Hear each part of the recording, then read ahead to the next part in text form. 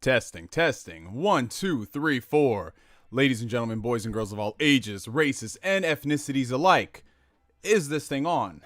Let me know, people. What's up, what's up, what's happening, y'all? What is going on, y'all? Alright, let me just pop out the chat right quick.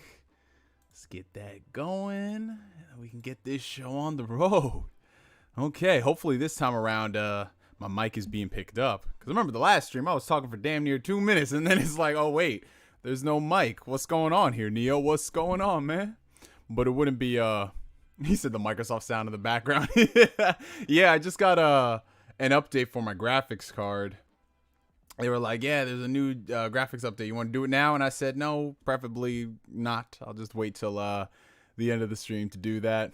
Neo, before you say the words, yes, we can. It is good.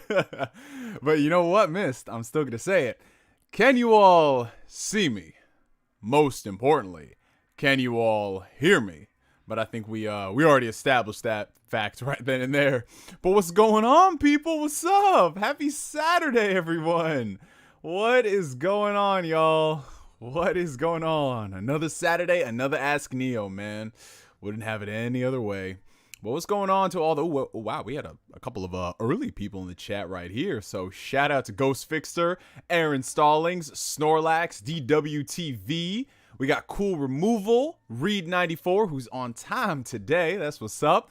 We got Lewis, P, Lucky Diamond, Flame and his trifling ass, of course. We got Sabir. We got Bobby Beast. Let's see who else we got up in the chat. We got Rhino. Yeah. What's going on, Angel? How you doing, bro? Let's see who else we got. Oh, we got a lot of homies here tonight. Of course, we got Mist. We got JH. We got Jabari, Big Nate, Julian Harris. Good to see you, bro. We got Light 20, Delusions of Grandeur. I love that name. It's one of my favorite phrases to throw around, too. And we already got Flame coming in with a $5 super chat. That's what I'm talking about, brother. Flame says, evening, Neo. He said neon, but I assume he mean Neo. Hope your week was good, bud. Still haven't fired up Scarlet Nexus or Balan because of Death's Door and Halo Infinite. What you been playing? So, I mean, I'm just being honest, bro. It's kind of a good thing you ain't playing that Balan game, but I remember you are a glutton for punishment, man. He plays the games that all of us realistically do not want to play. So leave it up to Flame. He's the sacrificial lamb of the community. But yeah, man, I mean, your attention taken away from playing Balan by playing Halo Infinite. I mean, I'm just gonna be honest. If I had to choose one game, if it was Balan Wonderfuck World or Halo Infinite, I think I'm gonna go for Halo Infinite. I think it's just gonna eke it out by that much. But as far as what I've been playing, man, yo, pretty much the same thing, bro. I've been on Death's Door. Not religiously, but because that's the type of game where I know it's a very short game. It's only a couple hours, so I'm trying to savor my time with it, man. I finished up the Frog King boss a few days ago, and then I'm just gonna leave it alone for a bit. I don't want to touch it. I really don't, because I am having a blast with that game, man. If you guys have not picked up Death's Door yet, it's on Xbox, it's on PC. Trust me on this. I went into the game blind. All I saw was that game preview a few months back, and dude, I took the plunge, and it is the best $15 I have ever spent, man. So much fun, you guys. So much fun. It's like Legend of Zelda meets Dark Souls, but I hate how people throw around the whole Dark Souls thing because everyone's like, the game is so difficult, it's impossible. It's really not. I'm being honest, you guys. Death's Door is probably the most accessible game of its genre. You get what I'm saying? Where, it has bosses, it has little tiny enemies you kill and you get souls, but it's not ridiculously difficult. You know what I'm saying? Like Dark Souls, I can't recommend Dark Souls to everybody just based off the nature of its difficulty. But Death's Door, I mean, all you got to do is just make sure you can dodge. That's it, man. You don't got to worry about parrying. You don't got to worry about any of that stuff. So yeah, definitely check out Death's Door, y'all. How long is the game? The game is roughly, if you are a beast at the game, it can take you like 6 hours. But for most people out there who, take advantage of the game and what it has to offer with the backtracking and all the things, you could stretch out like 10 to 13 hours out of the game. Just looking based off my playtime, it's probably going to end up around 12 hours. Not because of how many, honestly, I've only died a few times in the game. Again, like I said, I'm not that great at games, you guys, but Death's Door, it's just one of those games where it rewards you for going back into, it's like Legend of Zelda, you know what I'm saying? Where Legend of Zelda, you do the levels and there's certain aspects of the levels where you maybe can't traverse it or you need an item to access this area. Death's Door, very similarly set up. You get this new item or this weapon or this skill, and then you can go back to previous levels and unlock certain aspects of the world. And sometimes you're rewarded with extra souls. Sometimes you're rewarded with boss fights. It's just so freaking awesome, man. I love it. I love it. I love it. I love it, you guys. But other than that, let's see what I've been playing. The Ascent. I actually started the Ascent a couple nights ago. My boy, shout out to Rhino in the chat. I've been running it with him and his cousin. Alright, so I'm gonna be honest. I'm gonna be very brutally honest. I've only put about like an hour and a half, 2 hours into the Ascent. So these impressions I'm about to give to y'all are based off of that limited amount of time. From what I have played, the gameplay loop is fun. I do like the idea how it's geared towards co-op. You get your pals together, you play the game. That's awesome. But from a game design perspective, I'm not the biggest fan of it, man. In terms of the user interface, in terms of like how there's like 40 million things that pop up on the screen at a time telling you stuff. It's like, from a game design perspective, I'm very critical about that. But in terms of like what I'm able to pull off, it's a twin stick shooter. It's fun. I like those kind of games. But I don't really have much to report outside of that. You know what I'm saying? Like the story, I'm not really hooked into the story that much. The characters, they're there, they exist. So the only thing I can really go off of is the gameplay, and the gameplay is fun. But again, this is only like an hour and a half, 2 hours into the game. I don't know what else is gonna come from that. That's gonna be like, yo, this is that hot stuff. You know what I'm saying? So we'll see. We'll see. But other than that, let's see what I've been playing. Detroit Become Human. So I'm trying to alternate my playtime between a couple of different games where you can beat them within like under 15 hours, because I'm not trying to get into too many RPGs, because y'all know RPGs, that's my bread and butter. I love that genre. But the problem with RPGs is that you play one of them, and if it's a really good RPG, you can stretch that shit out to well over 100 hours. And that's great. But when you have so many other games that you want to experience, you don't really want to play so many RPGs, which is why I'm kind of taking a break from the big JRPGs, and there's only one game I'm playing at the moment that is an RPG, and that's Final Fantasy 14. But I don't really classify that as a like a Persona, or if I started another playthrough of The Witcher, because Final Fantasy 14 is an MMO, it's an ongoing game. You can play it at your own leisure. But that's been the only RPG I've been playing in the past like 2 weeks that's taken up a lot of my time. And again, we'll talk more about that later on. But before we dive into, we got a couple more people super chat and stuff. Welcome everybody to another fantastically fabulous episode of Ask Neo. If y'all is tuning in for the very first time, welcome to Ask Neo. This is my weekly Q&A series where you guys ask me questions and I answer them to the best of my ability. It's a pretty free form, free flow discussion, not too crazy. We don't really have topics set up because this is just as they say on Twitch, it's just chatting. So you guys ask me questions, and hopefully I have an opportunity to answer them, because y'all ask some really dope questions, and I like to give y'all my time. Joining us tonight for the beverage of choice, what do we got in here?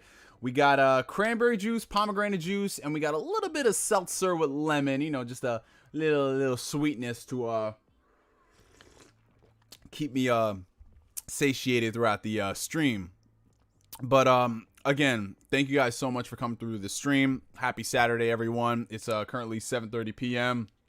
Eastern Standard Time over here in New York. Where are y'all checking in from? I know we always have a good amount of diversity going on. We got some people in the US, in the UK, India, Brazil, Mexico. We got a lot of cool people tuning in. So while y'all go ahead and type that, I'm gonna get through some of the super chats.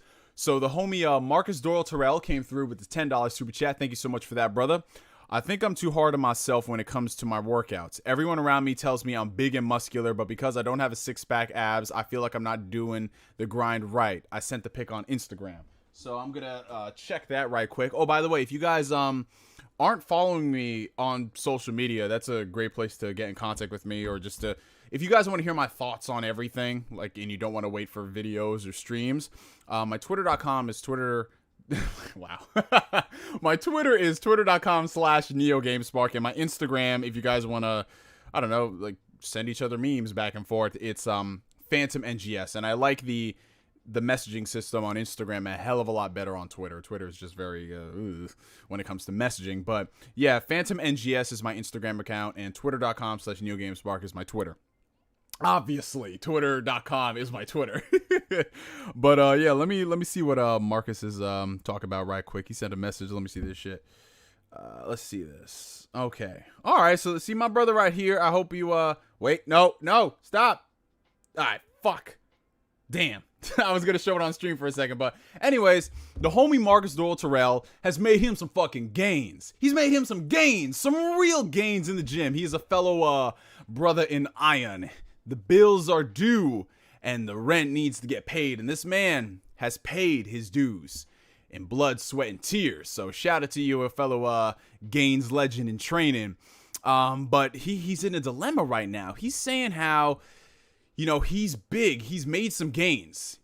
He doesn't need to wear medium button-ups. All he has to do is wear a shirt, and people can see the gains. But because he does not have the abs, he feels like it's all for naught. And I'm going to be honest with you, Marcus, because I went through this period myself a few years ago, right?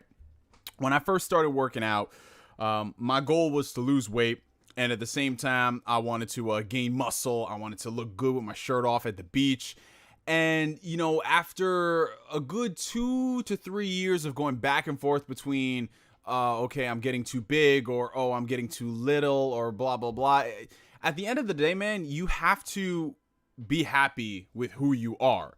Now, obviously, when you see all of these people in the gym or on social media or in TV or movies, and they're huge and muscular, and they also have V-taper, small waists, they have six-pack abs, you got to realize that 99% of those people are on the fucking juice. They are on steroids. It is what it is. If you look at somebody on social media and they're huge and muscular and they got abs, I mean, they're on the juice. They're on gear. Hey, it is what it is. You know, that's their life to live. They want to do that. That's all good. But when it comes to us guys, you know, as natural guys, we got to pick and choose and prioritize what's important to us. So for some people, they don't really care about aesthetics. They don't care about abs. They don't go to the beach. The women that they're into don't really care about that shit. So for them, they don't need to have six-pack abs. They don't need to be shredded, and that's all cool. Likewise, there's some people out there who do like having a more leaner physique, a more athletic physique, and that's all fine. You know, pick your poison on what you want. But at the end of the day, man, whether you are big or whether you have abs, that does not define you as a person and what you want out of life. This gym shit is awesome. You know, we love the grind and everything. But at the end of the day, you got to focus on your own mental health and your own well-being, because for those who don't work out or go to the gym, this might sound like a shock, but everybody who goes to the gym has some type of body dysmorphia issue. They have some type of self-image issue. And I mean, that's part of the reason why, you know, you go to the gym, because you are unhappy with how you look. But the important thing is just not to get lost in that, man. I mean, I'm the same way right now. You know what I'm saying? I went to the gym today, had a really good fucking workout. But I can like just look at myself in the mirror and I'm just like, ugh, I'm getting a little too pudgy. Maybe I should cut down a little bit. But I'm happy with where I'm at. You know what I'm saying? I feel big in a shirt. You know, I don't have to worry about, just like getting looks from people like, oh, that guy is a little too big or that guy is a little too lean or yada, yada, yada. Because at the end of the day, you got to be happy with who you are. I'm happy with how I'm performing in the gym. I'm happy with the way my numbers on my lifts are going up. And at the end of the day, that's it for me, man. So if you feel like six-pack abs are going to make you happy and they're going to get you the attention you need from women or from, unfortunately for us, here's another revelation for those who are getting ready to work out. When you go to the gym, you're going to get a lot of attention from dudes before you get a lot of attention from women. And it's going to start harmless as just like, yo, man, you looking good. You putting in the gains. Because, it's like, yo, I'm trying to get like you and I'm trying to get like you. But a dude is going to be 10 times more likely to compliment you on your gains before a woman ever will. It's just the sad fact of life.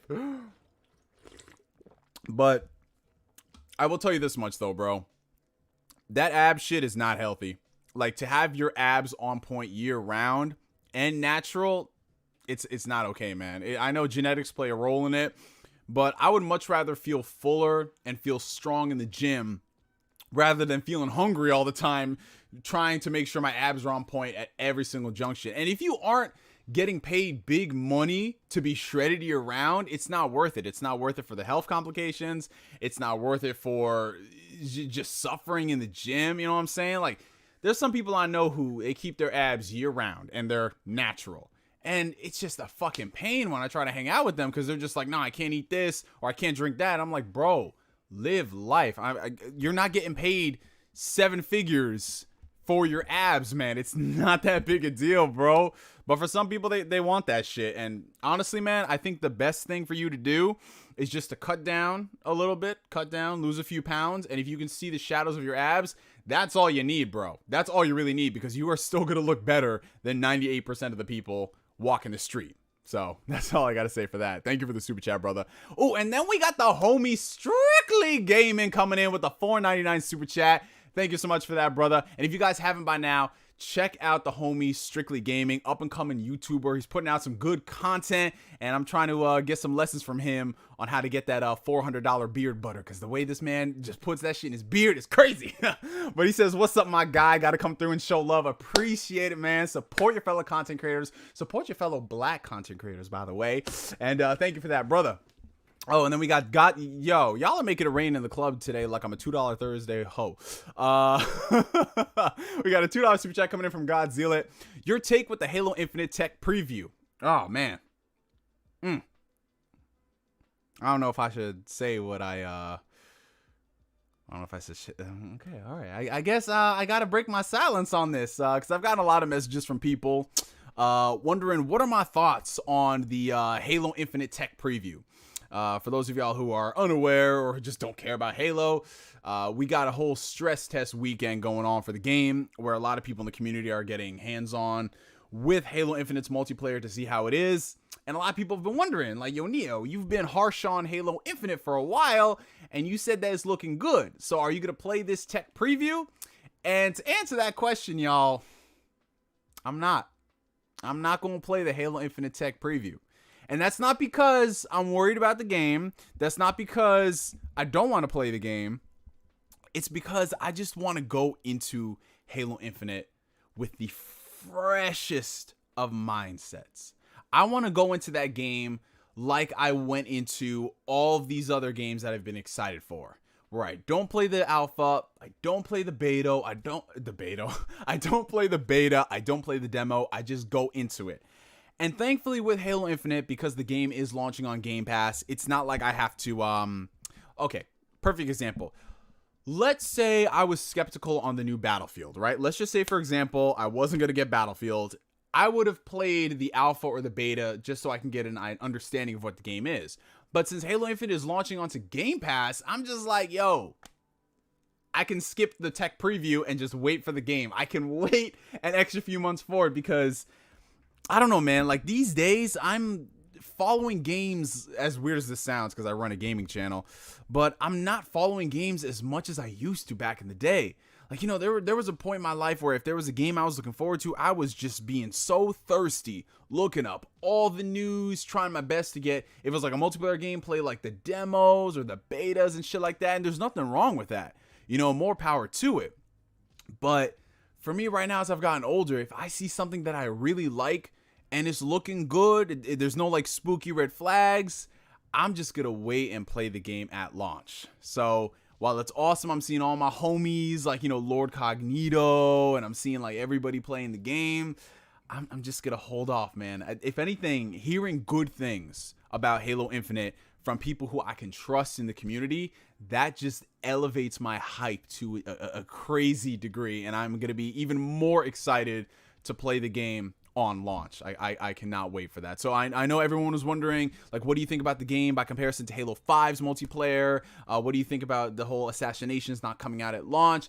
Like, there's a lot of stuff I want to talk about, you guys, but I'm just gonna wait. I'm just gonna wait, and then the second that game goes live, I'm gonna download it, and then I'm gonna play with everybody at launch, man. And I feel like that's better, because there's a lot of people out there who unfortunately have not gotten access to the Halo Infinite tech preview, because, you know, it is kind of random the way they distribute the access.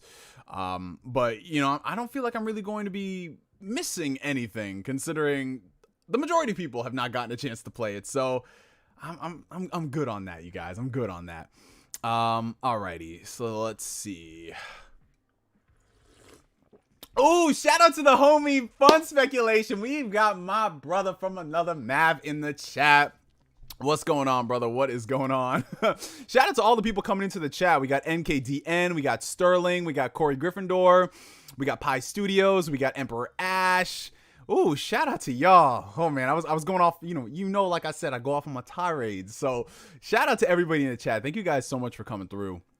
Okay, so we got, damn, y'all making it rain in the club like my cheap ass $2 stripper on Tuesdays. Fucking hell. You guys are dope. Okay. So let's see. Hold up real quick. All right, so we have a $5 super chat coming in from Cat Donkey. I like that name. Hey, NGS, I was wondering if you've gotten to play the great Ace Attorney yet. Love you, man. Oh, I love you too, brother. You got a dope username. So, yeah, that is actually the next game on my list, the great Ace Attorney. I haven't picked the game up just yet, considering I'm going through a couple of other games right now. Once I finish up Detroit Become Human, I'm going to start, and this is against my better judgment, I'm going to start both Neo, The World Ends With You, and The Great Ace Attorney. Like, those are going to be the two games I'm focusing on for the month of August up until Psychonauts 2 comes out. But yeah, I'm extremely excited about it. If you guys couldn't tell by now, I'm a big fan of Ace Attorney. You know, it's so funny when you talk about Ace Attorney, because a lot of people believe that like the series started on the DS, but it's crazy because it actually started on the Game Boy Advance, which is fucking insane to think about. But yeah, it's just a testament to how long this series has been running and the support from the community. Like, I'm so much of a fan of this franchise that I imported the Ace Attorney, the Phoenix Wright games, the first 3 games. I imported them on the Switch because they had a physical edition. And even though it's in Japanese, like the box and the text and everything, the actual game itself is in English, which is fucking awesome. So yeah, the fact that we got another game over here is great. I'm gonna buy the game day one. I'm not buy day one, but I'm gonna buy it at full price. I'm not gonna wait for a sale. I just got to get through 2 games or so before I dive into that. But I'm excited, and I've heard amazing things about it. So yeah, thank you so much for the super chat, Cat Donkey. And then we got the homie John McKinney coming in with $4.99 super chat. My rewrite of the Star Wars prequel trilogy, all 3 directed by Steven Spielberg. I'm trying to find the second one of those. Okay, here it is. Star Wars Episode 1, A New Conflict. Star Wars Episode 2, The Republic Attacks Back. Star Wars Episode 3, The Fall of the Jedi. So I don't know if you can like write up an entire like text document on like how this would be structured, like a 3-act story, because I'd really be interested to see what this is all about, bro. Because based off what you said, the fall of the Jedi, like, are there going to be parallels to some of the stuff George Lucas did, or is this going to be a completely different way of storytelling? I'd be interested in that. So if you could type out like a whole like a pitch for those 3 things, I'd love to read it, bro. I'd love to read it, man. And thank you for the super chats, John McKinney. We got a $5 super chat coming in from Tonde Ambimbola. How you doing, bro? I don't know why I fucking exaggerate your name like that, bro. Women tend to not talk to guys at the gym because they are afraid of being harassed. Oh, that's part of it. That's definitely part of it, bro. And also just let's be honest, women don't shoot their shot. Like a woman's idea of shooting their shot is just staring at you, which at the end of the day, I'm like, what the fuck is that supposed to mean? Because you could stare at me for any number of reasons, man. It's fucking weird. I don't know why women do that. They just think by looking at you and then looking away when you stare at them, it's like, I don't know, bro. Women are spooky, man. Women are spooky. Okay. Oh, Jesus Christ. Y'all with the super chats. My gosh. Thank you so much. I appreciate it. Okay, so this is back on point with Marcus, $10 super chat. This also isn't a shot to people with six packs, but I've noticed that my gym, that dudes with the six packs aren't exactly that strong. My workout focuses on strength, which would explain why I'm bulky. Yeah, that's the thing, man. I mean, like, let's be honest. When you're focused so much about being shredded 24/7, if you are, especially if you're doing this naturally, you're on low calories, low carbs, usually low fat. So you can't really push as heavy as you are in the gym. So when you see all those people with six packs, they're in the gym 6 days a week, but they're only in the gym for like 45 minutes. And it's usually a lot of like low weight, high rep stuff. I mean, more power to it. You do what you do, man. You have fun. But for me, it's like, get me under a heavy squat bar. You know what I'm saying? Like, I want to deadlift 600 pounds. I don't care about my abs. I care about strength and I care about size. Abs are cool and everything, but it's very, like, having abs is not going to, like, I don't know. Having a strong core is way more important than having visible abs, if you get what I'm saying. Like, because the core translates a hell of a lot more to other lifts than having your abs visible. It's just, it's so weird, man. It's so, it's just, I can't, man. Like, I had abs once, and that was at my leanest in 2017, and it was cool, but I wasn't putting up no fucking numbers in the gym, bro. I was just maintaining. And that was only because I wanted to do it. You know what I'm saying? Okay. All right. So we're almost done with the super chats, you guys, and then I'm going to do a scroll and blast. $2 from Flame. Thanks for being live on a work night, by the way. Oh, that is awesome. Is anybody tuning in from work right now? Whether you guys are working from home or you're over there at the at the job site, because I know there's a lot of people, they use these streams when they're on like security job shifts for 12 hours or shit like that. So if anyone's tuning in from work, I appreciate y'all. Oh, and then we got the homie Corey Gryffindor coming in with the $10 super chat. Sorry to bring down the mood, but in my hometown of Corona, California, 2 teens were shot and killed while watching The Purge. I don't know, but I'm sad that their lives were just suddenly taken. Yeah, I heard about that. I actually read about that on the news. I mean, it's always a tragedy. Like, it brings me back to the shooting in Aurora when The Dark Knight Rises came out. It's always a tragedy when people, these maniacs, go and man, it's a whole other separate conversation. But you know, my condolences to those teens and their families. Especially everybody who was around watching the movie. They're traumatized for life, you know? Like, I don't know, like, going to the movies is one of my favorite things to do. Like, I'm going to the movies tomorrow with my sister to go see The Green Knight, and just thinking about how on the other side of the country there's just a lot of innocent bystanders there wanting to do the same thing, watch a movie, and then shit like this happens, man. It's terrible. It seriously is, man. So my condolences to them and their family, man. Okay. All right. Shout out to all the new people joining into the chat. Shout out. We got the homie Cisco with the $5 super chat. I'm currently on my 12-hour Amazon shift. Oof, my man. Godspeed to you on that, man. I know how crazy those Amazon warehouses can be, man. So I'm going to grant you all the strength in the world to get you through the rest of this shift, brother. Okay, let's get back to okay, so now that we've gotten through all the super chats, thank you guys so much for that. I appreciate it. Let's go back. I'm going to do a scroll and blast of a lot of the questions, okay? So let's see. Okay, so this is all from before we started. Let's see.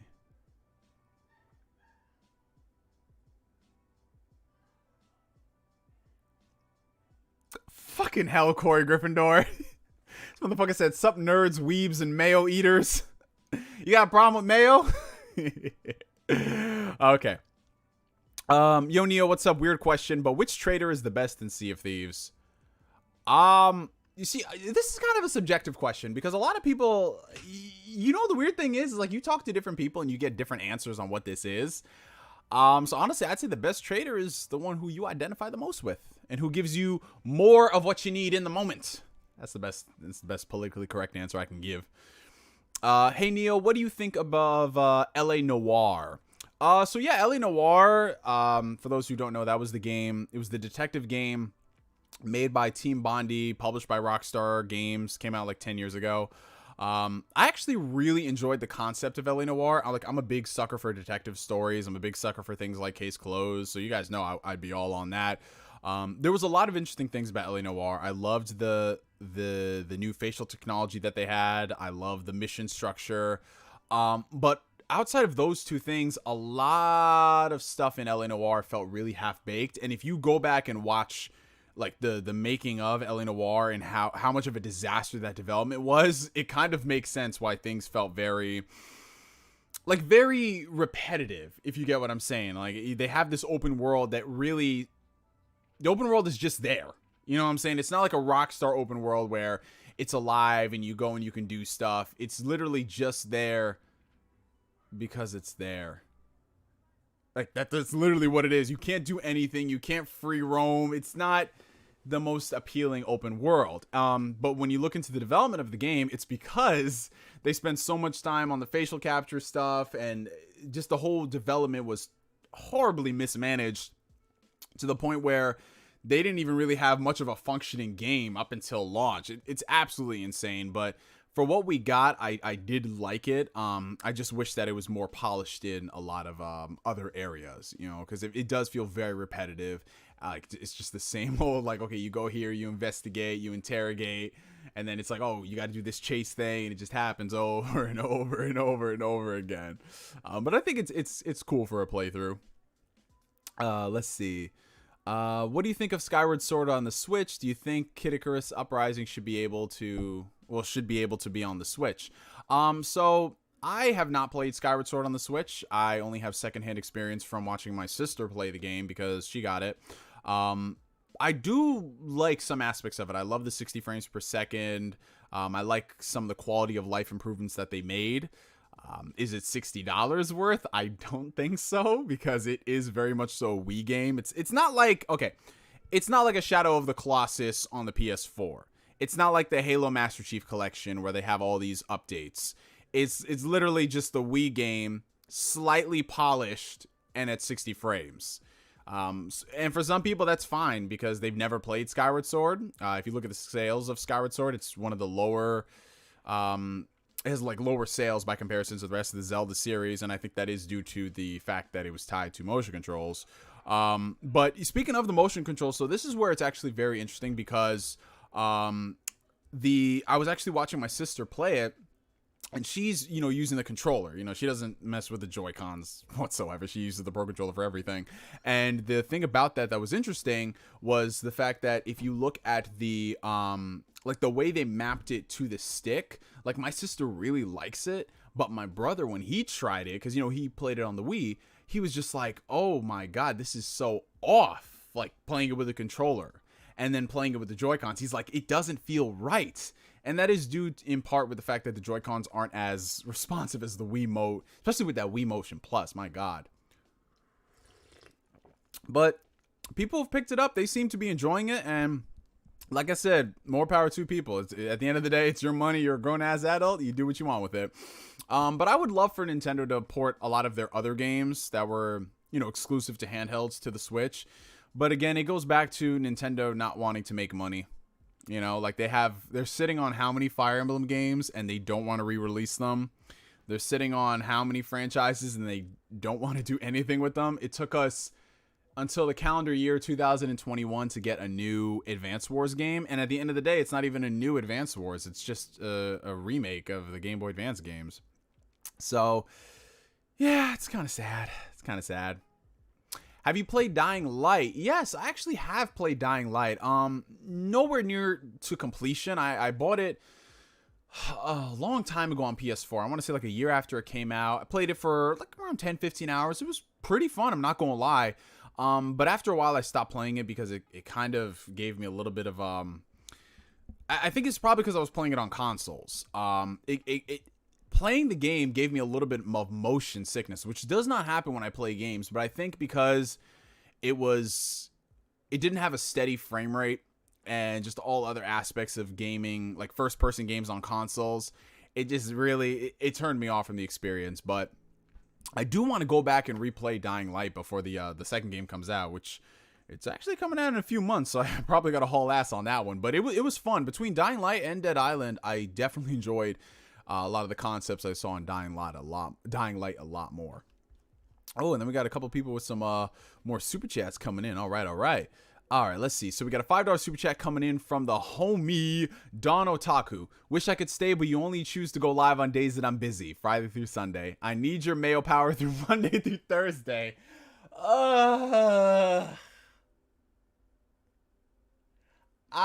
I blame Randall Thor 19 for all this mail fuckery. I didn't even do anything, you guys. But thank you so much for the super chat, Don Otaku. Yeah, you know, it's just been a little busy out here IRL. So I haven't really had a chance to stream much during the weekdays, but that is something I definitely do want to do. I'm trying to do 2 streams a week at the bare minimum, but it just seems like at the very least I have Saturdays available to stream. But I'm going to try to work something out, whether it's a game stream or whether it's something else earlier on in the week. Let's see. So we got $5 super chat from Any Gamer Reviews. Finished Dark Cloud 2 recently. Great game, but I still think the first game has more of a charm to it despite some of its problems. You know, that's funny because, so I actually started with Dark Cloud 2. I mean, I got both, but I started with Dark Cloud 2 because visually it was more appealing to me.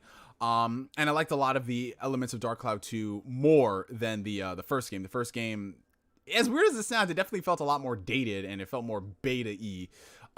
But there's an interesting thing about Dark Cloud, and I was actually, it was so weird because when you play Dark Cloud 1 and Dark Cloud 2 are like 2 completely different games. But when something about Dark Cloud 1, a lot of people, even if they enjoy the second game more, they come back to the first one. And it wasn't until I rewatched one of Pete Door's videos where he was just like, there was something so fucking addictive about Dark Cloud and everything about it that happened in that first game that I can't let it go. And I was like, oh, that's what it is. Like certain games, like even though the sequel is so much better, there's an aspect about the first game that makes you love it. Like for me, perfect example. Kingdom Hearts 2, by any metric, is a much better game than Kingdom Hearts 1. From gameplay variety to platforming sections, story, a lot of things about Kingdom Hearts 2 are better than Kingdom Hearts 1. But Kingdom Hearts 1 has this beautiful sense of innocence, if that makes sense, where it's so pure. It's so pure in its concepts and how it starts out, and there's just this level of mysticism surrounded about Kingdom Hearts, where even now, I've played through the first Kingdom Hearts game like almost 20 times now. It's insane. But something that's so beautiful about the first Kingdom Hearts is, even though I already know, okay, this is going to happen, I'm going to go to this world, I'm going to do that, every single time I play it, I just have this stupid grin on my face, like, oh man, I'm home. Like, it's so, and that's why Kingdom Hearts 1 is always going to be my favorite in the series. It's not the best game in the series by any means, but it's the game that, like, when I think of the term magical video game, I point to the first Kingdom Hearts. And I'm sure there's some people in the chat who might agree with me on this, who might disagree with me on that, but that first Kingdom Hearts game, man, it just, dude, so good. So good. All right. Let's see. So we have a $5 Australian super chat coming in from the homie Valkian24. Had my first stream on Twitch 2 days ago. Was it hard for you to do live streams when you first started out? Oh man, well, first things first, Maddie, congratulations on your very first Twitch stream. A lot of people don't realize this, but doing Twitch streams, YouTube videos, any type of content creation, whether it's spoken, whether it's written, it takes a hell of a lot of confidence. It really does. And it takes a lot of mental preparation.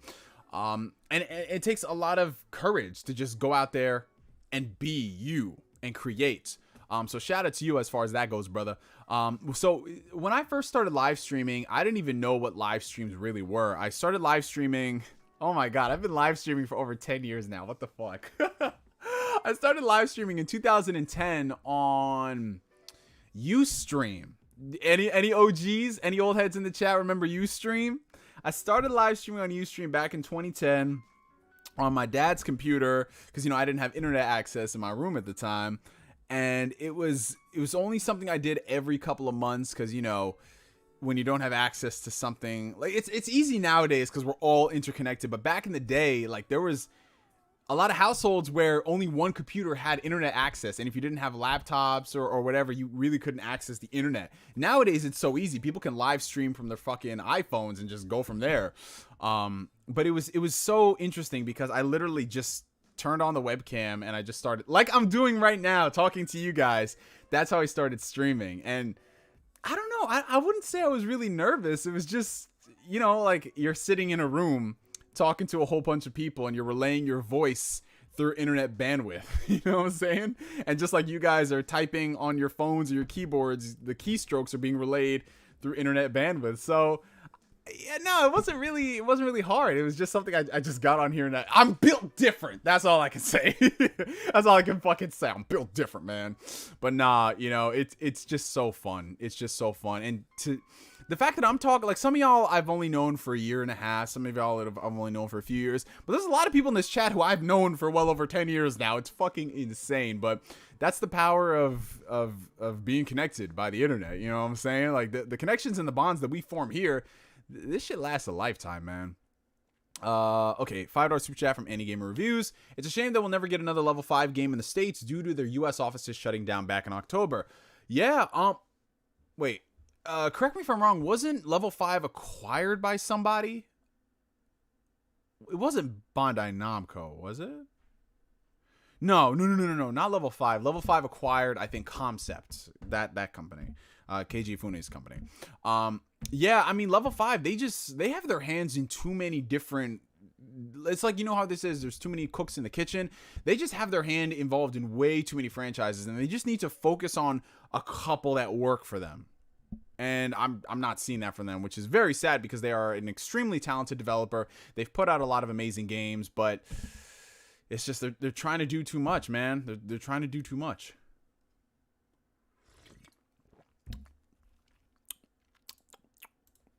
Man, cranberry juice, man, that should be hitting. I know there's some people in the chat like, ew, cranberry juice, what the fuck? All right. Okay, so let's go back up to the top. Let's see. Shout out to all the people watching the stream right now. If you guys are enjoying the stream, make sure you hit that like button. It helps out the channel tremendously. We are at 50 likes right now. All right, let's see. Ooh. So we did the LA Noire part. Let's see. We did that. We did that.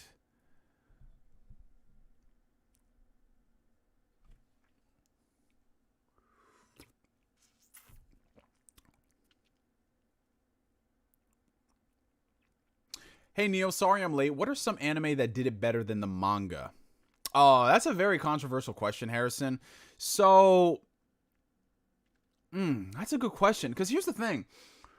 Depending on how much I really enjoy an anime, that will dictate on whether or not I go back and read the manga. Because just the nature of how I am, I usually wait for something to become animated, then I watch it. And if I really enjoy it, I'll go back and read the manga to see how it's done.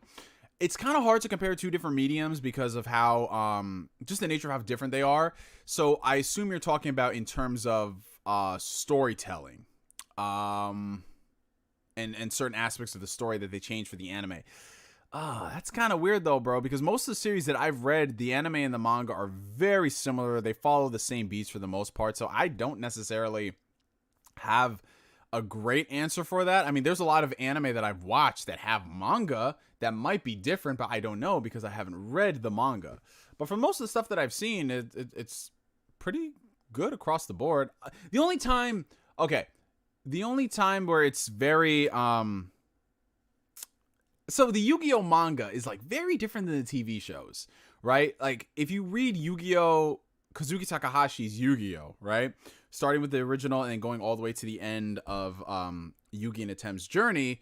The manga is very different than the anime in a lot of respects, because the anime, of course, does anime things for the sake of. But when you start getting into GX, the GX manga is so fucking different than the show. So fucking different. I remember because they put it in Shonen Jump briefly. So I don't know if the Yu-Gi-Oh! GX manga is much better than the anime, because the anime didn't start getting a story until the second season.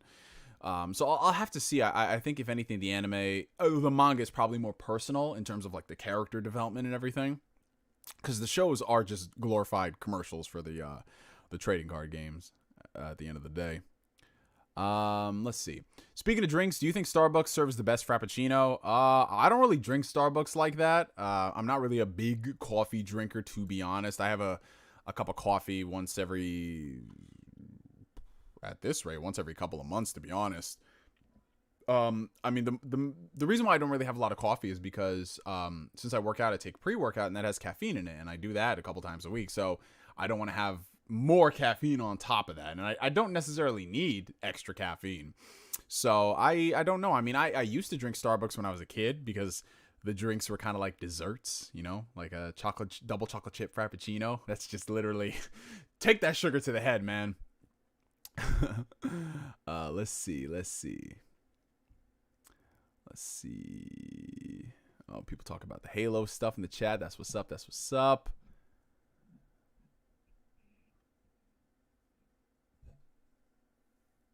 Okay, so this question comes in from Reed94. I haven't played Halo Infinite yet, but from what I've seen, it looked way too fast-paced for Halo. Unlimited slides. What is this Call of Duty? So I can't speak on this because I have not played Halo Infinite yet. But for the people in the chat who have played it, what do you guys think about that? Like me, myself, and I, from what I've seen, I said I haven't played it. Could be completely different. To me, Halo Infinite feels like a more refined version of Halo 5 with a dash of Halo 2 mixed in. Like, that's what it looks like to me. What do you guys think about that? Like, do you think there's some merit to this? Well, what is it? Because everything I've heard from people who have played Halo Infinite seems pretty good. Okay, so this question is from Pi Studios. Hey, Neo, I recently passed 1,000 subscribers. Congratulations to you, man. And I've been wondering, how do you get relationships with the companies for review codes? I'm horrible with writing professional emails. So this is going to vary from company to company and publisher to publisher. We'll focus and hone in on gaming for a second. Honestly, what you're going to have to start doing is, like, any of these companies that have like press centers, like, you know, the Capcom press, it's Capcom Press Center, PR, whatever. Basically, whatever company you want, type in like that company's name with PR afterwards, and you'll usually find some type of a contact email, a business email, or they might have like a portal where, you know, it's run by a company and then they put codes there and you can go ahead and you can request codes from that terminal. But honestly, what you got to start doing, because, you know, not a lot of companies are on those type of portals, start just getting in touch with developers. Any developer that you're interested in, you know, send an expression of intent, I believe. Like, just message them, say, hey, I'm such and such, I have this audience and I'm interested in highlighting your game. Is there any possibility we can work together? And you're going to hear a lot of different responses. You're going to hear a lot of no's. You're going to hear even more no responses. But every now and then you might get a yes. Especially get really cool with up-and-coming indies, man. Because indie studios, dude, like the relationships and bonds you can form with some of the people in the indie community is just absolutely insane, man.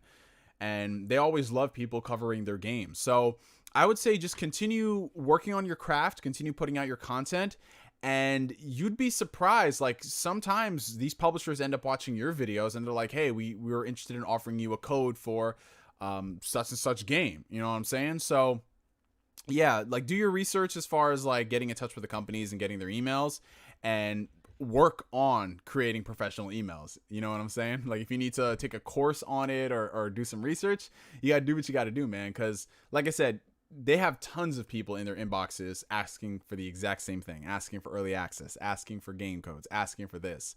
So they're going to filter out what is spam and what is actually good.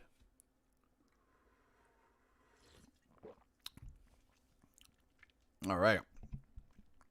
I'd recommend avoiding all the Halo leaks. These hardworking devs and writers got cheated out of surprising everybody. So here's the thing, Aaron. I haven't seen anything as far as Halo leak goes. Thankfully, I run in civilized circles, so a lot of the people I follow, they don't discuss the leaks at all. And if they do, they're like, hey, I'm going to make a separate video on it. I'm going to title it as such. So I haven't gotten spoiled, knock on wood, thankfully. Oh, speaking of which, here's another thing. Neo, do you think it's fair that Halo Infinite's campaign was leaked after The Last of Us 2's was leaked? Seeing a lot of people on Twitter saying it's deserved and wanted to hear your thoughts. So this sounds like it's a whole fanboy type of thing. Like, oh, we're going to leak the Halo Infinite campaign because certain Xbots leaked the Last of Us 2 campaign and they were relishing in the fact that it was whatever. Here's the thing. Like, you guys know my stance on this whole fanboy console war bullshit. It is just that. It is bullshit. So people who are trying to get back on one side because these people did that, it's like, go fuck something, please. Please, for the love of God, whatever you need to get out of your system, get out of your system. This is not the move. It isn't. I hate when Xbox do it against PlayStation fans because I saw that shit. I saw a couple of Xbox dudes last year who were gleefully posting spoilers, and then now I'm seeing PlayStation dudes who are probably going to do the same thing. But here's the thing. Every single person who I congregate with and I follow, they don't do that shit because they're not fanboys. And even the people I know who are like pro Xbox and pro PlayStation, they have common sense to not do that shit because they are gamers at the end of the day. The people who would do this shit are just fucking trolls, man. And they think that their box is the best box. And it doesn't matter where it comes from, whether it is on Xbox or PlayStation, because this type of fanboy thing, it knows no bounds. It really doesn't. So it's just fucking pathetic. It is. If people are going to go ahead and do that, and I think more people need to call out those folks, the people who gleefully do this, and if they start gaining an audience, people have a moral obligation to call them out on this stuff. Like, I understand not wanting to get involved in drama, but if you're contributing to that by following that person and retweeting their stuff while seeing that they are actively posting spoilers about this game everybody wants to play, it's like, come on now. You can't say you're okay with someone in this aspect and then say that's a problem there. You know? It's dumb. I hate when people do that shit, man. Like seriously, like, bro, this shit is so simple. Like, there's a bunch of us here who love talking about games, and that's it. That's how it should be. But then you got people who take shit way too far, man. Like, that's what I don't understand. How do people, like, this whole fanboy shit day in and day out? Like, for me, I come on here, I play games, I love talking to people about games, we converse. This whole fanboy shit, I don't even know where... Like, what do people get out of that? Like, y'all ain't getting paid by these companies. You don't sit in the boardroom. They're not flying you out on trips. They're not giving you game consoles. It's dumb, man. Oh, boy. Okay, anyway, back to some questions. How do you think that new Tales game looks? Well, again, similar to my stance with Halo Infinite, Ricky, I'm not looking up too much about that new Tales game because it's already going to be a day one buy for me. From the limited stuff I have seen, it looks really good. Hopefully this is the next step forward that the Tales franchise desperately needs, because there has not been a monumental shift in the Tales series in such a long time, and it's kind of depressing because all these other genres in Japan are not genres, but franchises in Japan are having these entries come out, and it's just, you know, blowing people's socks off, you know, to throw a phrase in there. And Tales has always been a solid series, but it's just been kind of waning. You know what I'm saying? Like, Vesperia, I think, was the last big pop for the franchise. And that came out in, 2008? That was a long-ass time ago, man. We've had some good games here and there. We've had a couple of misfires. But there's never been... Like, I'm hoping that Tales of Arise is the Persona 5 of the franchise in terms of blowing shit the fuck up and everyone is talking about it. Like, that's what I want for Tales. That's really what I want for Tales. Okay. What are some single-player games that exist that you can replay every several months or so and still feel entertained? So, here's the thing, Shen. I'm not really a person who plays... I don't replay a lot of games immediately after I've played them. And that's due to a variety of factors. The most important one is because I want to go on to the next game. There are some exceptions to the rules. The Nier series, of course, I do multiple playthroughs of those games because you don't beat a Nier game when you beat it once. Pause. There are multiple endings in the game that can fundamentally change your entire opinion on the characters and just on the game itself. So Nier is a series where I'll play through a campaign once, then I'll do the second ending, maybe like a month or two down the road, but never back to back because I always want to move on to something else. But the Nier series is one franchise where I can replay it multiple times, feel entertained. In addition to that, a lot of the narrative-driven choice games. So most of Telltale's a lot of Telltale's early output I like replaying. Games like for example, Detroit Become Human. I'm only about like 35% into the story, but I can already tell that I'm going to be replaying this thing multiple times because it's just the branching paths and how characters, like I was talking to my homeboy about this. He played Detroit 4 times and he was like, bro, even though I played it 4 times, I want to go back in for a 5th run and see if I do things differently. And I was telling him the choices that I made up to that point. He was like, yo, I didn't even know this could happen. And I said, exactly, bro. Like, those are the type of games I love replaying. In addition to that, a lot of my all-time favorites, you know what I'm saying? I don't play them all the time. Like, a game like Chrono Trigger, I can only play once every couple of years because that's a very special game to me. Same thing for Final Fantasy 9, same thing for Final Fantasy 6. I can only play it once every couple of years. And also due to the age of some of these games, there are aspects of them that they were okay back then, but now being a gamer in the modern age, you kind of like, okay, like, come on, hurry the fuck up. You know, like certain aspects of game designs where you just don't want to go back to it. But yeah, so any like narrative driven game, I love to replay. Action games are really easy to replay. So Devil May Cry, it's very easy to do like 2-3 playthroughs in a year because those games are meant to be replayed. When is that Xbox Series S video coming? It is actually going to be coming out this Tuesday. I wanted to wait until Flight Simulator came out so I can get a full idea of what that game and how, like, what that game would be on the Xbox Series S. So I had to go back and add in some aspects to it. But that video will be premiering Tuesday morning at 10 a.m. Eastern Standard Time. You guys can get a full deep dive discussion about my time using the Xbox Series S. What are some of your favorite arcs in OG Dragon Ball?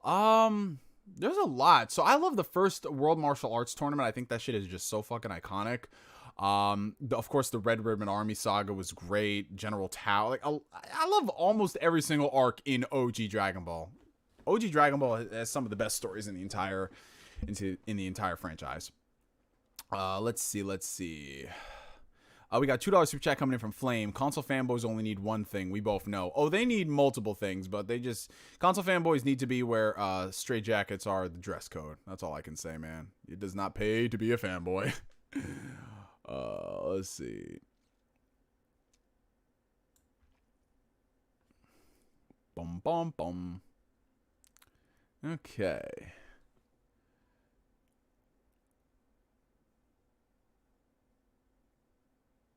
I just started watching The Walking Dead for the first time 2 days ago, and and now I'm on season 3, episode 2. How's everyone's summer going?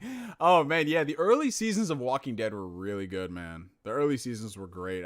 Looking back on them, like the first time I watched it, I was like, this shit is okay. But looking back on them, they're actually pretty solid. It's what happens later on that the series starts to dip, and it takes a harsh fucking. It just falls off a fucking cliff, bro. Let's see. What do you think about Battlefield 2042? So far, everything about the game is looking fantastic, man. I mean, I guess you can say I'm kind of not the right person to ask as far as this is concerned because I haven't played a Battlefield game since Battlefield 4. After Battlefield 4, I just kind of was disinterested in the franchise. I mean, I heard Battlefield 1 was really good, so I tried it out, played it for a few hours, and I was like, oh, this is solid, but I'm kind of done with multiplayer games for a while. But everything I've seen about 2042 is sparking, no pun intended, sparking that fire inside of, oh, maybe it is time to jump back into a multiplayer game. Because you guys know, I'm primarily a single player gamer. I dabble in co-op, but I don't really play too much competitive stuff. But what I've seen in Battlefield 2042, what I've seen in Halo Infinite, like that stuff is definitely going to get me back in there. Because the problem is like I play a multiplayer game, I really enjoy it, and then either the developer fucks shit up with patches and they mess with the balances, or the crew I was running the game with, they all stopped playing, and now I feel like I'm the only person playing it. So that's why I kind of stopped dabbling in a lot of multiplayer. But everything I've seen of 2042 looks awesome. Love these streams. Listening to you and drawing is 2 types of entertainment. Thanks. Oh, I appreciate that, Aaron. Thank you so much, bro. Thank you so much. All right. When do you think the COVID virus pandemic will be over? 2027 or something? You know, honestly, at this rate, man, like optimistically, I was saying 2023, the world would actually be 100% back to normal, just based off of just logistics and thinking analytically. Okay, like, so if we do this and we do that, 2023 most likely. But I mean, now we got this new variant going around. And they're talking about some places might go back to work from home. They might have to, like some places are like now doing mandatory vaccines. Some places are saying, okay, masks are back on. I don't fucking know, bro. At this rate, all we can do, like I've said since last year, is we just got to do our part and hopefully this shit stops, man. But yeah, it's crazy, bro. It's crazy. Cause I live in New York State, and as you guys know, New York is a very, very liberal place. So, you know, we're always like, we aren't no Texas. We aren't Florida when it comes to like, you know, Texas and Florida just said, fuck the mask policy, bro. Fuck that shit. But in New York, I was always thinking we were going to be one of the last states to ditch the mask policy for the most part. And then our governor was just straight up like 2 months, like last month. Was it last month or early last month? He was just like, yeah, okay, we're lifting the mask mandate tomorrow. I was like, damn, that was quick, dude. Like straight up. So some places over here, you don't need a mask to go indoors anymore. Like at my gym, for example, you don't need to wear masks anymore. I mean, people still do, whether they've gotten the vaccine or they just want to wear the mask to protect others or protect themselves. But yeah, I honestly don't know. I don't know when this shit is going to be over, bro. Like, man, it's crazy. Let's see. Are you going to watch The Suicide Squad? Yes. I've actually, I'm in the process of getting my ticket. I was going to buy it today, but then I just forgot. I was like, oh yeah, I'll just buy it tomorrow. Because the thing about movie theaters is that people still don't think that the theaters are open. So more often than not, the showtimes don't really sell out like they used to. So I could literally buy a Thursday evening showing of something like The Suicide Squad, get an IMAX ticket, get good seats the day it comes out. But yes, I am very excited to watch that movie. I was extremely excited to watch that movie the second I heard that's what James Gunn wanted to do. And as you guys know, I'm a big fan of James Gunn. I love what he did with Guardians 1 and 2. So seeing how he's completely unhinged and he's just like, DC just told him, do whatever the fuck you want to do. And that's what he did. I'm very excited to see it. And everything I've heard about it from like reviews and people I know who I follow, they say it's fantastic. So it looks like DC got a major W on their hands with that. Crazy things happened yesterday. Just avoid Twitter because of trending. Unfortunately, Ash, I do know. And for those who are wondering, yeah. Oh, God.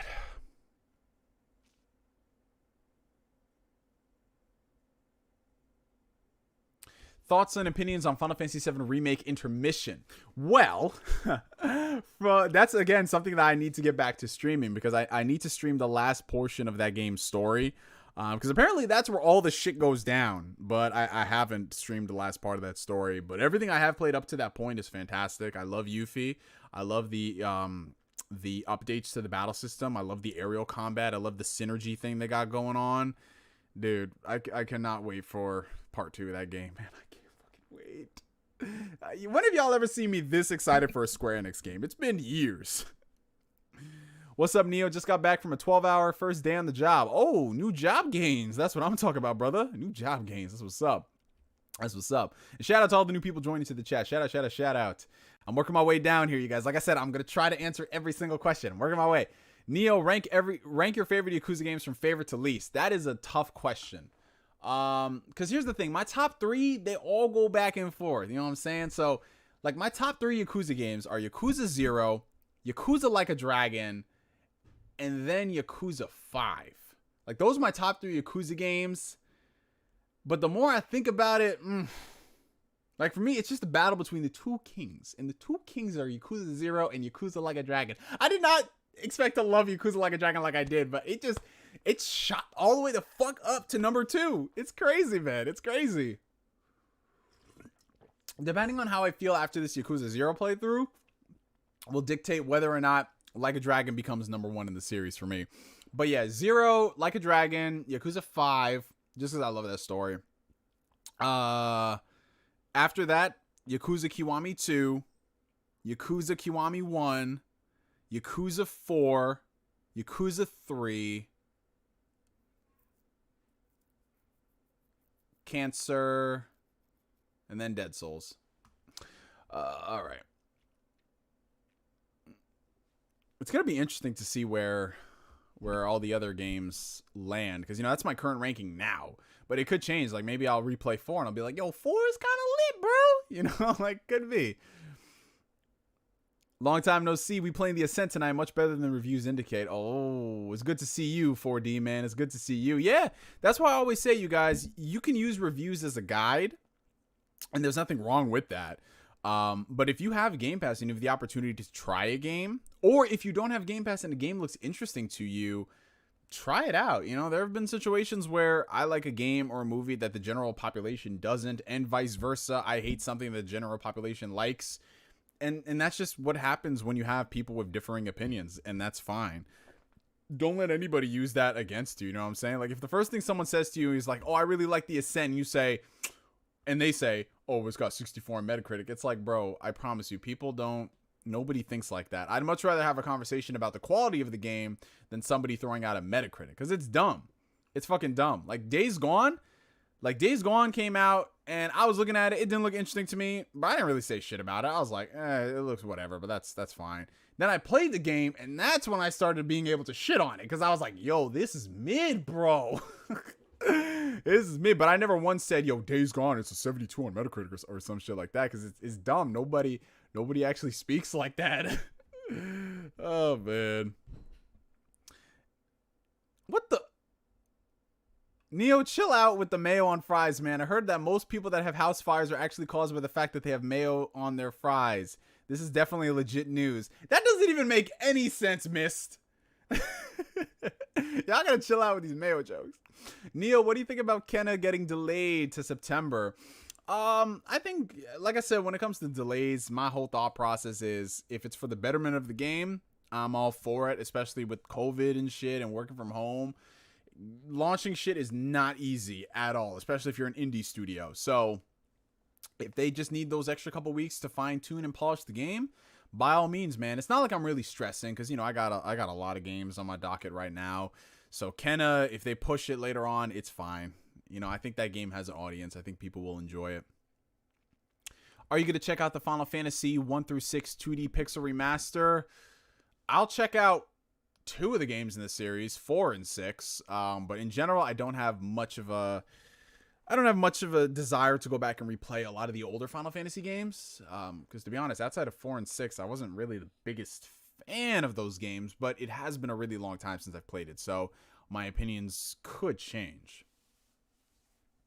Skyward Sword HD is easily the greediest Nintendo Switch first-party title. Yeah, it's up there.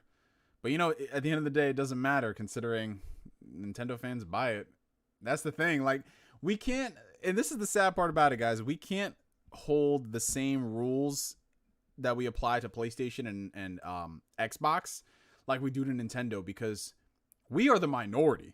Like, the vast majority of people who support Nintendo are going to support them no matter what, man. It's a fucked up phrase to use, but it's fucking battered wife syndrome. That's what it is. Like, Nintendo has abused these fans and conditioned them for decades now to accepting less.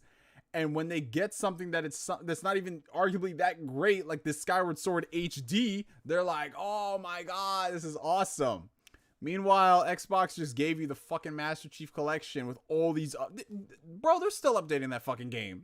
That game is 7 years old. They're still updating it. Oh, but Nintendo about to release Skyward Sword HD, and then on the Switch too, it'll be Skyward Sword 4K, and they're still not gonna fix the textures. Oh man.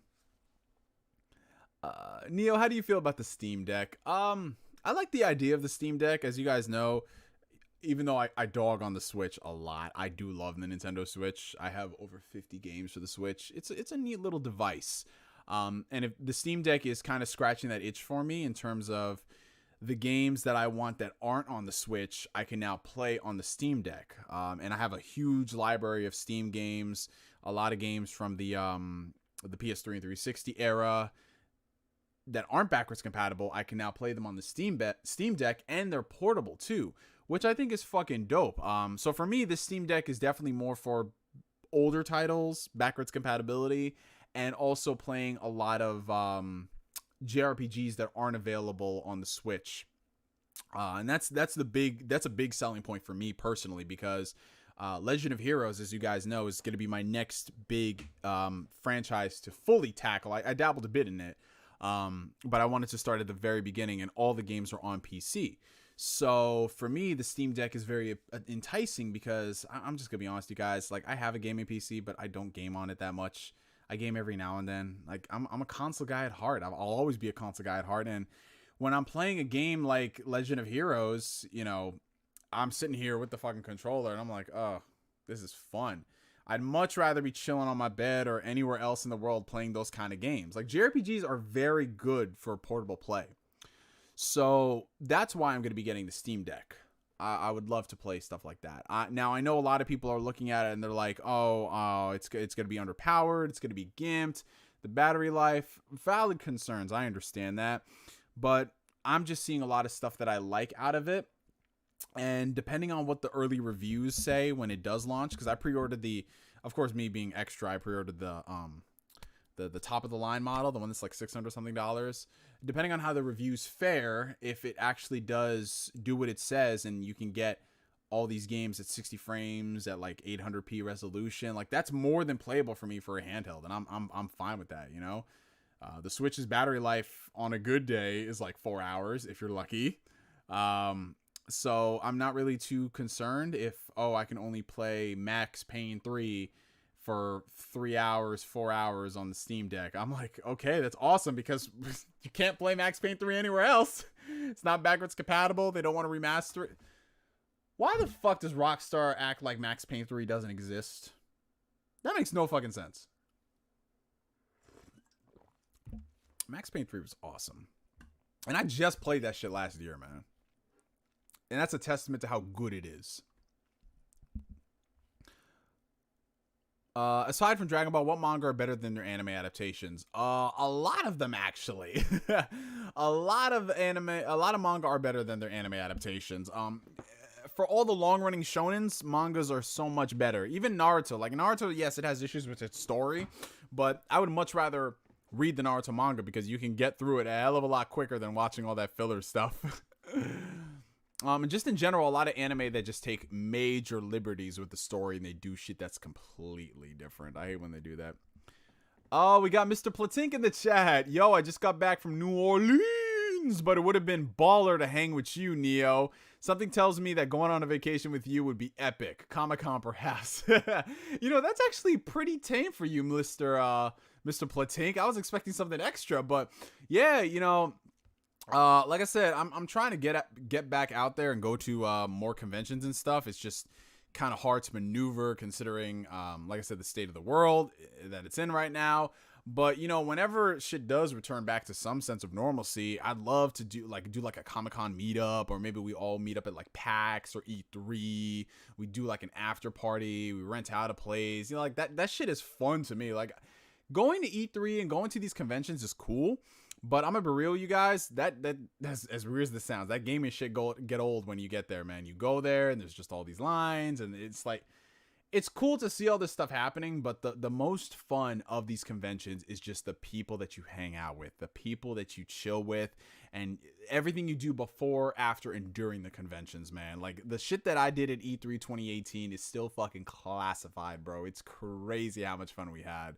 And that's what it's all about. So that's like, I'm that type of person where, yo, if I meet up with a sub and, you know, he cool peeps, and I'm like, yo, you want to go grab a drink or something? We go hang out, we get some food. Like, that's literally what fucking happened at E3. I met up with a subscriber as we were on our way to the PlayStation conference, and, you know, we talked, we exchanged Instagrams, and then the last day before the convention ended, we met up again. He's like, yo, we're going to this dope ass burger spot. You want to come? I said, sure. He's like, all right, we're walking 20 minutes that way. And I said, all right, I live in New York, I'm used to it. And we went to this dope ass burger spot, man. That's how crazy it is. Now we went to this dope ass burger spot, and then I think we got more food after that. It's fucking crazy, man. Damn right. Oh boy. Listening to any new music? Me personally, I'm feeling that new Silk Sonic. I haven't really been listening to new stuff as of late, Nate. Not really. Let's see. I just realized, shouldn't the Switch OLED not work with Labo because it's bigger than the normal Switch? Wait, no, I thought it's the same dimensions. I think it's the same dimensions, right? The regular, I think the only difference is just the screen is bigger because they took out the bezels. I think it's still the same form factor. If so, that'd be fucking ridiculous. You gotta buy all new accessories and shit. But no, I think it's the same size. I think it's the same size. Let's see. All right, we got 199 super chat coming in from the homie James Lewis. What's up, bro? What's up with you, man? Good to see you. Good to see you. Everything is smooth sailing over here. And then we got the homie Gustavo Bravo coming in with the $5 super chat. Just started Persona 3 Portable on my Vita. You missed my first super chat. Have this summer heat is annoying. I did? Oh my god, Gustavo Bravo, I feel terrible. Let me scroll the fuck back up. There we go. Here, I'm sorry, Gustavo Bravo. So Gustavo Bravo's first super chat, but I'm answering it second. Just bought my first gaming PC, getting it in about 2 weeks. It's a 3070 build. I already have everything else. Can't wait to get that PC in the mail. Oh shit, my man says, yo, he going all out. He getting a 3070. Congratulations to you, man. I mean, nowadays it feels like a lottery if you can get any type of PC part, man. So Godspeed to you, man. Everybody remembers their first time with their gaming PC because first off, you're introduced to Steam and all these crazy gaming deals. You're introduced to all these crazy graphical settings, 120 FPS and above. There's a lot to love about PC, and there's also a lot to hate. You know, the troubleshooting aspect is not fun because then you have to become a whole, or you have to become Gandalf and try to figure this shit out yourself. But it is. I always recommend people get like some type of a gaming PC in their life, just so they can experience shit that they can't get on consoles. It doesn't got to be a crazy high-end rig, but it's got to be something decent. You know what I'm saying? So even though I don't game much on my PC, the times that I do, it's good. It's good. But yeah, man. What should his first game be when he gets on PC? Oh man, you know what I did the first time I got my gaming PC like 10 years ago? My first game that I played it was Darksiders and Bulletstorm because they were on sale for $5, and I had not played Bulletstorm up to that point yet. So this is 2011, I think. Yeah, it came out early 2011. And I got it for $5. I played it on there, and I was like experiencing 60 FPS at 1080p, which, you know, at that time PS3 and 360 weren't doing that. My mind was blown. I was like, Bulletstorm is one of the best looking games I have ever seen. It was crazy. What was y'all's first PC gaming experience where you were just like, yo, bro? Like, everybody has that moment, whether it's experiencing 60 FPS for the first time or, you know, high resolutions or shit like that. Like, it's always fun, man. It's always fun. Let's see.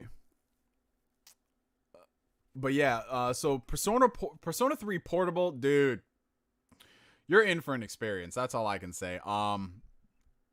Persona 3, okay, even though Persona 4 is my personal favorite, Persona 5, in my opinion, is the best well-made game all around. Persona 3's story and its characters, what they go through and how that game ends. No spoilers in the chat, y'all. He just started. Dude, like, I still think about Persona 3's ending to this day. That game legitimately broke me. All right, we got a $4.99 super chat coming in from Game Boygus. What's up, Neo? Big fan. But do you think we will get a Metal Gear Solid reboot from Sony? Well, appreciate the super chat, brother. Thank you so much for the support. And yeah, you know, here's the thing. I need some answers on what is going on with Hideo Kojima, PlayStation, and Konami, because there is just too much. You know the old saying, where there's smoke, there's fire. I don't even know if we can apply that to this situation because there's way too much smoke. There's way too much smoke in this situation, but nobody wants to acknowledge that something could be happening, right? So here's the thing, right? Let's flash back a few years ago. Hideo Kojima and Konami divorce, very nasty breakup, very ugly for everybody all around. PT is canceled. Kojima's legacy is stripped from Metal Gear. It's just not a good look all around. Konami tries to go forward with the franchise and do Metal Gear Survive. We all know how that happened, how that turned out. Not a good look all around, man. But it wasn't until, okay, so if you listen to internet rumors, everyone will come on here and they'll say stuff like, Kojima is secretly working with PlayStation and Konami to revive Metal Gear, or PlayStation is doing a Metal Gear Solid remake with Blue Point, or this, that, and the third. I don't really want to subscribe too much to rumors, but there is something that I will subscribe to. And it wasn't until I saw this where I was just like, something is definitely happening. A few weeks ago at the Summer Games Fest, Kojima showed off Death Stranding Director's Cut. It was an updated edition of the game, came with some bonus content, came with some few graphical features, nice frame rate boosts, yada yada yada. You know, the usual shtick that we get this generation. But the way that they revealed it was so strange, because they had the main character of Death Stranding in a box. Like, this man was in a box, hiding in a box. You don't need to play much of Metal Gear Solid to know that is a trademark of Snake. So you had this character being linked to Metal Gear Solid. And okay, that could be a nice tongue-in-cheek reference, considering, you know, Hideo Kojima is the mastermind behind Metal Gear. But it doesn't stop there. You start seeing a lot of other Metal Gear references. You start seeing oranges, and you start hearing music in the background. And this music, if you listen to it at first, it's kind of like, oh, it sounds like Metal Gear. Cool. But then when you have all the Metal Gear stands in there saying, nah, man, that's Metal Gear music. And I'm like, something is happening. Something is happening. Because that is a clear as day Metal Gear homage that they did with Death Stranding. That clear as day. Like, why would he do that? Like, well, just for fun? Like, no. The breakup between Konami and Kojima and Metal Gear being, you know, that's a very personal thing to happen. So I don't think he can just do, like, then again, I don't know Kojima. He can just randomly reference 9/11 and that's okay to him. But why would he do that? I just, oh my God. It's just something has got to be happening. Whether PlayStation has secured the rights to Metal Gear from Konami and they're letting Kojima produce a remake with Blue Point. And then, speaking of Blue Point, there was that cryptic tweet they put out like almost 2 years ago on Halloween, where they were making all these references to different franchises like Siphon Filter, Shadow of the Colossus, and then also Metal Gear Solid. They're doing something. Something is happening with Castlevania and something is happening with Metal Gear. I don't know what it will materialize into, but something is happening. And I just think that was a coy little nod that, yes, we are doing something. What it is, I don't know. But it's just, it got me, and I'm not even a big Metal Gear fan, but it got me thinking, man. So I hope that they do this fabled Metal Gear remake, whether they remake Metal Gear Solid or they remake the original Metal Gear. That'll be cool. And then we have the whole abandoned thing going on, which I'm not going to get into, man. I'm tired of talking about that game or that experience. I'm just going to wait. I'm going to wait until they actually announce something, because then they do all this teasing and then they're like, oh no, we're not Hideo Kojima. And man.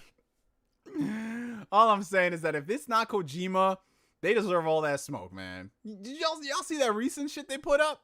They were like, yeah, so we have this thing coming, and then if you look in the background, it's a character, and it looks like they have an eye patch, and I'm just like, do you know what you are doing? You are poking the bear like crazy. You're not poking it with a stick. You're poking it with a machete. Like, that shit is gonna hurt. Ugh. Oh, and we got a $10 super chat coming in from the homie Avanti. Long time Neo. That's my boy right there.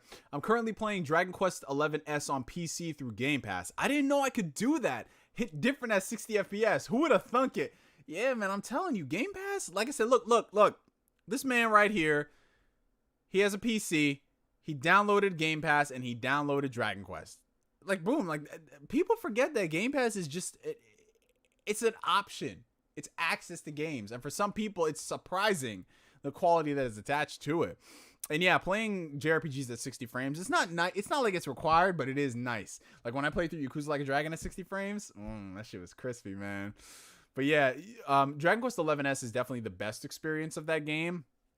I kind of hate, though, that the original people got swindled. You know what I'm saying? Because the original Dragon Quest XI came out, and it didn't have the music, the orchestrated music, because the composer, he was on some fuck shit.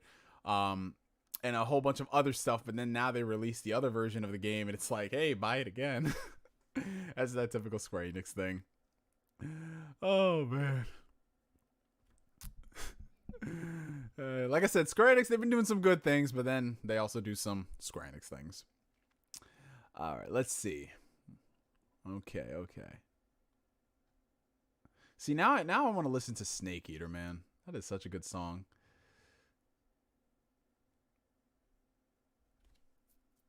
Alrighty. But shout out to all the new people joining into the stream. Shout out to y'all. Shout out. All right.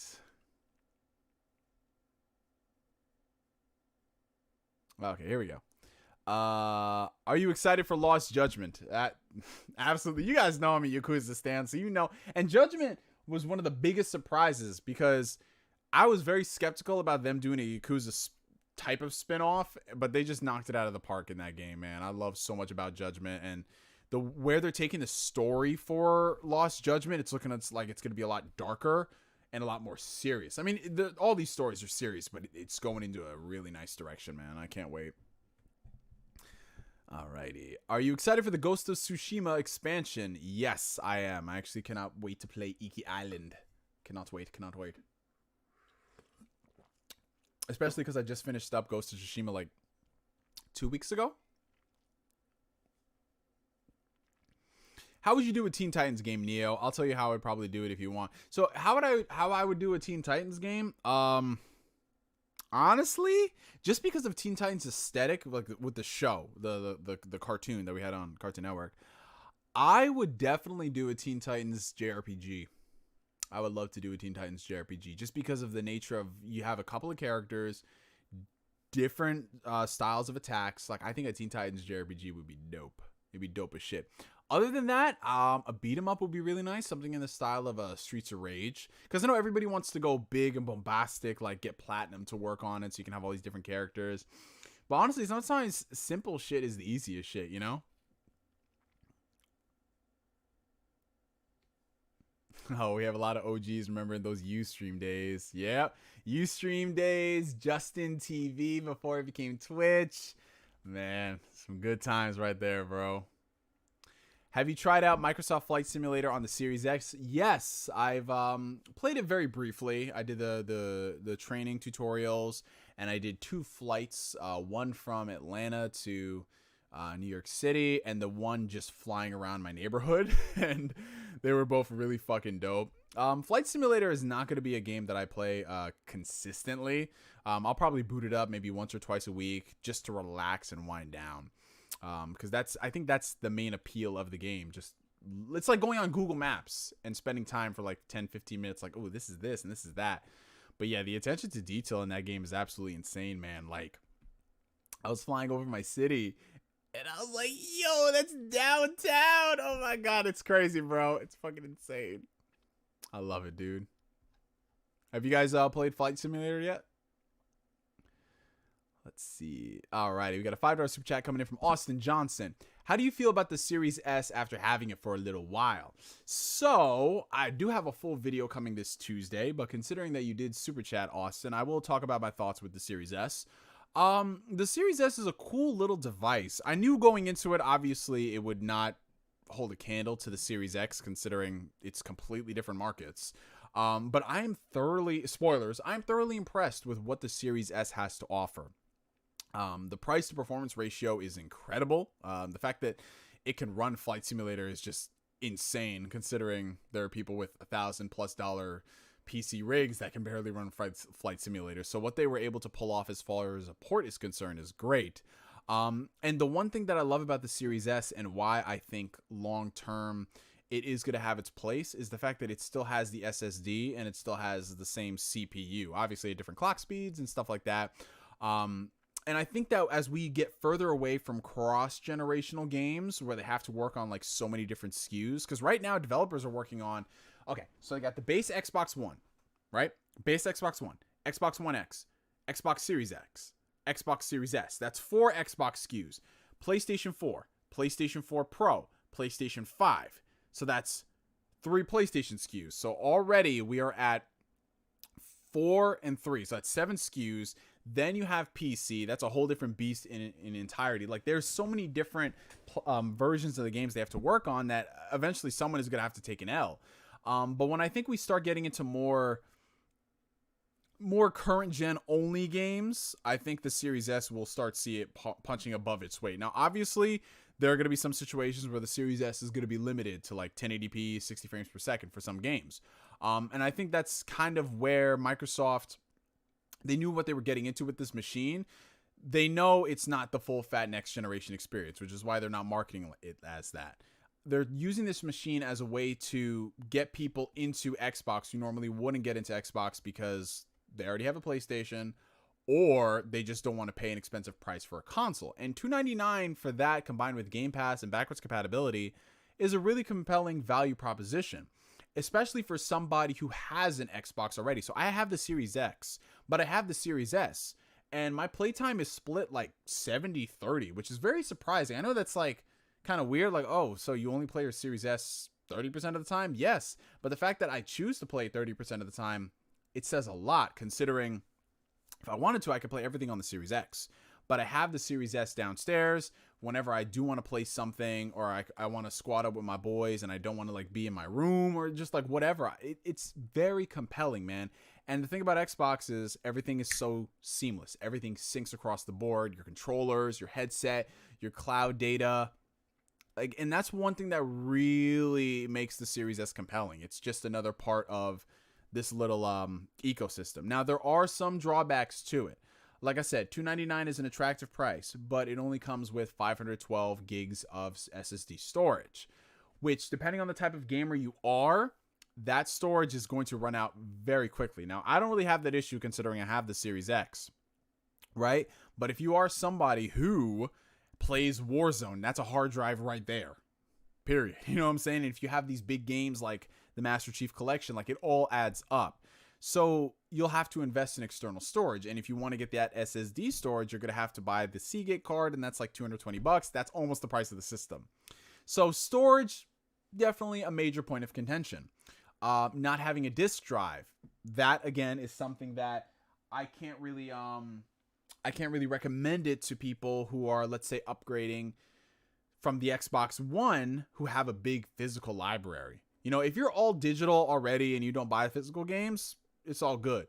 But if you're somebody who has a physical library and you have digital games, the Series S kind of eliminates half of your collection right there. And unless you want to rebuy your games, I would just say stick with the Series X, because it's just all across the board a better machine. But from what you're getting out of the Series S, especially for me in my particular situation, it's a fantastic piece of technology. I really do love it, and I want to see what they do going forward as far as the optimization is concerned, because the Series S optimized games run really good. They're lower in storage by comparison to the Series X, so I would assume that as the generation progresses, that just gets better in terms of how the file sizes are going to keep coming down, because, you know, it's a 1080p machine, sometimes 1440p. Why does it need 4K textures? You get what I'm saying? So that can bring down the file size. But honestly, one of the coolest parts, like I said, going back to that ecosystem thing, is starting a game on my Series X, and then let's say I want to go downstairs and continue that game, and then I turn off the system, go right back upstairs to my room. My save data is already there. I don't have to pull it from the cloud. It works, man. And I like that stuff going around, man. I like a lot of the things that Xbox is doing. But I'll save that for the next video when it comes out. But thank you so much for the super chat, Austin. I hope that answered your question. $2 super chat from Flame. Teen Titans JRPG directed by Kojima with blue box. Oh God, that I don't want my expectations to be subverted in that game with some weird shit. Oh man. Okay, let's see. But shout out to all the new people joining. Shout out. Neo, the New York State gangster. Oh man, I y'all are killing me with these nicknames. Oh man. Let's see. Have you read any new comics from Marvel lately, like Nick Spencer's Amazing Spider-Man? It's funny you mention that because that's actually the only comic I'm reading right now from Marvel. I don't really read too many superhero comics these days. Just, it's not because I don't like the content that's available. It's just, it's a pain to keep up with, man. Like, sometimes you have really good runs, and then this run is shitty. It's just, it's more of a commentary on what happens with superhero comics in general by comparison to manga. You know, there's just so much. It's hard. It's so hard to recommend Marvel and DC comics to people because nobody ever knows when to jump in. Like, is this good? Is that good? You know, and that's why I fell out of Marvel like 10 years ago because it just got so fucking ridiculous. But Nick Spencer's run on Spider-Man is really good. I'm not 100% caught up. I'm actually a year behind. But I definitely do want to finish everything up before his run concludes because, you know, he is stepping down. But I've enjoyed what he's written for Spider-Man. I was kind of skeptical when he got on board because just in general, Spider-Man comics, Dan Slott, ugh. But I really like his stuff. He took it back to basics. I believe that's what the first issue was called, Back to Basics, something like that. And he just brought it back to what made Spider-Man really good, you know? And I love the fact that Nick Spencer actually treats Peter Parker like an adult. I don't, like, you know, I've talked about this ad nauseum, but I'm not a big fan of Spider-Man media where they try to keep him as a kid or they try to keep him as a teenager instead of letting him live his adult life. Because that's not something that really, like, a lot of people are under the idea that Spider-Man, all of his stories were when he was in high school, which is not true. If you read the original Spider-Man comics, he was in high school for a very short amount of time. And then all of his best stories, the iconic stories that we always talk about, happened in his college years and then post-college. It wasn't until like Ultimate Spider-Man came out where they kept him as a teen for the majority of that, which is fine. I mean, there's interesting stories to be told as a teenager, but I don't know, like after a while, it's like, bro, he's been a teenager for like 20 years, man. Like, let him do other shit. But obviously because of marketing, they want to keep it appealing and enticing to kids, which I can't knock them 100% because of Spider-Man's the most popular hero ever in terms of merchandising, in terms of being recognized. So yeah, they do that to appeal to kids, but it's so sad because Spider-Man has such, like, dude, Kraven's Last Hunt, like anyone who reads Spider-Man comics knows about that. What they did with that story, Maximum Carnage, all these things, like, this is stuff that was written for kids, but the stories in there are not for kids. They're for general audiences. So yeah, it just sucks that we're not getting, like, the only people that are really giving us those stories are Nick Spencer and Insomniac. You're not getting that on TV, and you're certainly not getting it with the movies. So, I mean, well, Spider-Verse was the only thing that was close to that. Let's see. Why is Lost Judgment on Xbox One, but the First Judgment isn't? That's super annoying. Dude, that's what I'm saying. It was so weird. They came out with this Judgment remaster, and it was only on the newer consoles, which is so fucking strange. Like, you didn't want to put it on the Xbox One? Like, what is going on here? I have no good idea why. From a development standpoint, I can see them seeing the success of the Yakuza games last year and being like, okay, we're going to put this on Xbox. But it's so weird that they wouldn't put, you know what it is? I think you know why they wanted to do it. And they didn't put it on Xbox One. Probably has to come down to they were hyping up Judgment on PS5 and Xbox Series X as the next generation version with 60 frames per second, with all of this stuff. So I don't think they wanted to confuse their marketing by saying, oh yeah, we're also putting out Judgment on the original Xbox One. It's going to be 1080p. It's going to be, Xbox One. It's going to be 900p, 30 frames per second. I think that's probably the reason why, if I had to take a guess. But it is irritating for Xbox gamers because unless you own a Series console, you can't play the First Judgment. But if you own the Xbox One, you can play the Second Judgment. So it's like, Just go back and re-release the game. It's not that complicated. Oh man. Are all the mainline Yakuza titles available on PS4? Yes, they are, Brawl. You can play Yakuza 0, Kiwami 1, Kiwami 2, 3, 4, 5, 6. Oh, I didn't even rank 6. Fuck. Okay, so I did Yakuza 0, Yakuza Like a Dragon, Yakuza 5. Then it was Kiwami 2, Kiwami 1, 4, and 3. That's what I said, right? So I rank Yakuza 6 after Yakuza 4. There we go. I was about to say, like, damn, we forgot about Yakuza 6. And nobody, I don't know if anyone corrected me, but no. God.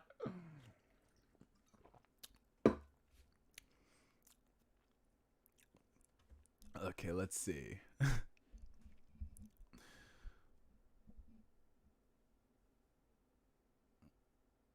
What are your thoughts on Halo Infinite so far? So, Issa, I haven't played the Halo Infinite tech preview yet. I actually opted out from playing it because I just want to wait until the launch of the game, man. There's something to be said about skipping the betas, skipping the alphas, and just going into the game fresh and just falling in love with the game in its final form on release. Of course, it gets updated later.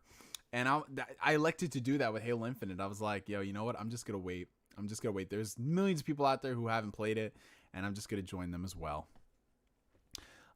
Thoughts on Thrawn and Ezra appearing in the upcoming Ahsoka spinoff series? I am extremely excited for that. It's all but confirmed that we have actors for Thrawn and Ezra.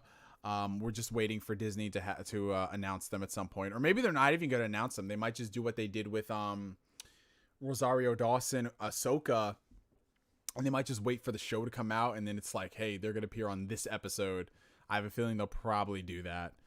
But I'm excited because I think Ezra is a good character, but he just didn't. I don't know. I feel like if Rebels was a lot like Clone Wars, Ezra would be more on the top of people's list. Because Rebels, while I liked Rebels, it doesn't hold a candle to Clone Wars and the stories that they told there. They could have done a lot more with Rebels. I mean, they had good stuff. Don't get it twisted. But you could just always feel like, okay, we're going to put a limiter on what you guys can do in terms of stories with this one. You can't go full Clone Wars, which sucks because Ezra was great. Kanan is great. And if they're going to thrive in other media in the Star Wars world, I'm all for it, man. Same thing for Thrawn. Now, Grand Admiral Thrawn is someone who's existed in the Star Wars media before. He was actually one of the most influential characters in all of Star Wars outside of the movies, because Thrawn was from Timothy Zahn's Heir to the Empire trilogy. You know, that was done back in the day, and for a long time, those were the de facto Star Wars 7, 8, and 9. You had characters like Grand Admiral Thrawn, you had Mara Jade. So that, for the longest time, was the sequel trilogy. But, you know, when Disney bought Lucasfilm, they said, fuck the old canon, we're going to do our new shit, which I was like, all right, let's see where this goes. Obviously, it did not go well. But they introduced Thrawn in Star Wars Rebels. Now, the thing that kind of sucks is that, as you know, Star Wars Rebels takes place in between episode 3 and episode 4. Like, all the things that happen with Clone Wars, Rebels, all that stuff takes place before we meet Luke Skywalker. So there is going to come a time where Thrawn is going to die, which it disappoints me as a fan of Thrawn, because his character and what they did with his stories in the original trilogy that they made in the books, like, that is just peak Star Wars. And that would have been amazing to see on the silver screen. But now it's going to be a different interaction with different characters, which is fine. But, dude, like, you want to see Thrawn unhinged, bro. Like, dude. Like, he, in my opinion, is somebody who could rival Darth Vader. And what we're going to get is Thrawn, but it's going to be in this small pocket of the universe. And that's what disappoints me, man. That's what disappoints me. Because Thrawn, like, I think he's going to be handled well, but I don't want to see Thrawn go up against these characters. I want Thrawn to be the main big baddie, bro. Like, the main guy in charge. Like, Thrawn is so... Dude. Oh, God. I've already gushed enough, man. I already gushed enough. Like, what I saw on Rebels of Thrawn was good, but again, there was a limiter on it. There was a limiter to what we could have gotten. But hopefully, this Ahsoka series and what they do going forward, we get to see way more of Thrawn. If they kill him in that series, I'm going to be so fucking disappointed. But then again, Star Wars has a tendency to do that. Let's see. Yes, I have played Flight Simulator, Steve. Let's see. Thoughts on the Scarlett Johansson suing Disney situation? They violated her contract by not paying her for Disney Plus sales. And then Fear No Hate also says, can't stand seeing these actors complaining about money. Isn't Scarlett one of the highest paid actresses out there? That movie wasn't going to make much due to COVID anyway. Okay, so here's the thing. Whether or not you think Scarlett Johansson is paid too much is irrelevant to the situation at hand. It doesn't matter if Scarlett Johansson was paid $20 million or paid $20 for Black Widow. There was a breach of contract, which at the end of the day means that Disney is in the wrong, because the contract was stated to be for an exclusive theatrical release of Black Widow. That's what it was signed in 2017. And Disney comes over here and says, oh, we're going to do this on Disney Plus, so it'll still be in theaters, but it'll be on Disney Plus, and we're going to make all this extra money. Disney was only thinking of themselves in this scenario. And rightfully so, Scarlett Johansson is pissed off, because I would be pissed off as well. Because $60 million of what Black Widow made was on Disney Plus, and Disney pockets all that money. They don't have to split it with any type of theater exhibition owners. It's not just Scarlett Johansson pissed off. It's the IMAX owners. It's all the theaters as well, because that Disney Plus took away a lot of their revenue. And I understand people are saying, yeah, well, COVID is a thing. Disney said, well, COVID is a thing. How could Scarlett Johansson do this? That is irrelevant to the situation at hand, because Disney breached the contract, and Scarlett Johansson is in the right to sue them for that, because they compromised her earnings. So yeah, I don't think this will be the last time we hear of it, because now reports are coming out that Emma Stone is interested in pursuing litigation, and who knows what'll happen with all the other actors who have movies that are coming out on Disney Plus day and date. Again, it's like one of those things where, yeah, we're talking about rich people trying to get more money, but it sets a precedent, because it's not just them, because there are scores of stories of people fighting for their rights in Hollywood when it comes to pay, and these big companies just walk all over them. So I'm happy that Scarlett Johansson, even though she is a member of the elite and she makes all this money, I'm happy that she's doing that, because this is good. It's in her right. She, for all we know, she could have come out there and tanked Black Widow before it came out by saying Disney is doing this fuck shit. That would have been a PR nightmare for Disney if their main star is saying you are screwing me over wages, because then you're gonna have all the Scarlett Johansson fans, predominantly male, who are gonna go out there and say, yo, fuck Black Widow, I ain't gonna see that shit. And with some actors, if you get their fan bases riled up, they might not see a movie. So it could have done some damage, but she's a professional because she loves her craft. She loves this character. She's been playing this character for over 10 years now. And it's not just her who's pissed. Kevin Feige is pissed as well, because Kevin Feige has fought tooth and nail for the MCU, this well-oiled machine. And now here comes Disney, the powers that be over him, do this dumbass decision, and he's pissed off. Like, why would you do this to one of our top talent, people who have made you get what I'm saying? It's just more the loyalties in this situation and how that lie. Because mind you, I'm the first person to make fun of Scarlett Johansson for all the wild shit she's done, but I can't make fun of her in this situation, because it's wrong. It is wrong. And Disney trying to they're trying to throw her under the bus, saying she's greedy because she made $20 million and the whole thing happening with COVID. That is nothing to do with anything that is, what's it called? That, like, her making that $20 million and COVID, they don't correlate at all. They don't. And for Disney, the company that opened up Disney World at the height of COVID, for this company to turn around and say, how could Scarlett Johansson be mean to us in the era of COVID? Like, get the fuck out of here, man. Get the fuck out of here. So I hope she takes them to court. I hope they don't settle. I hope Disney gets sued. Because while I enjoy Disney stuff, like any other entity out there, when you start fucking up, you gotta be taken to task.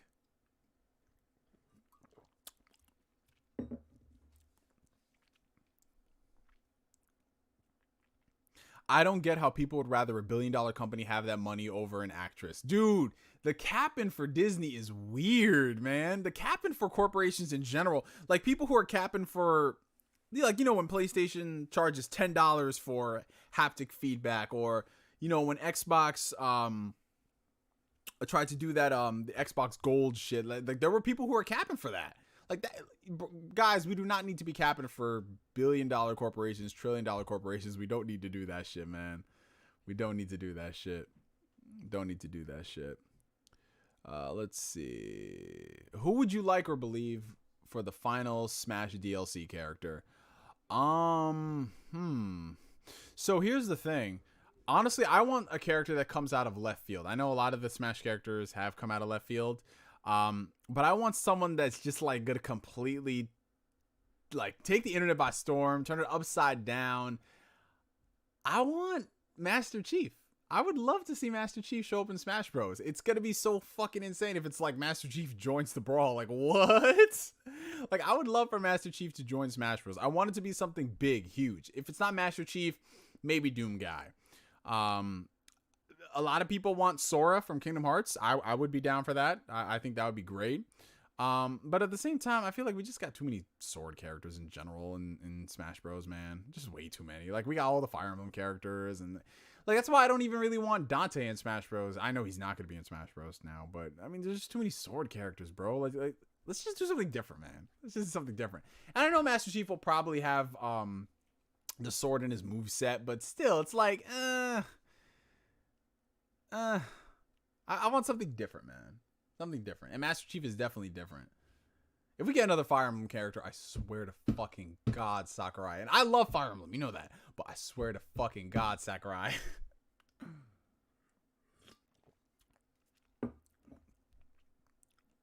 Are you interested in the Nickelodeon Smash Bros. Clone? Yo, fear no hate. I'm not gonna lie. That shit look kind of hot. That shit look kind of hot, bro.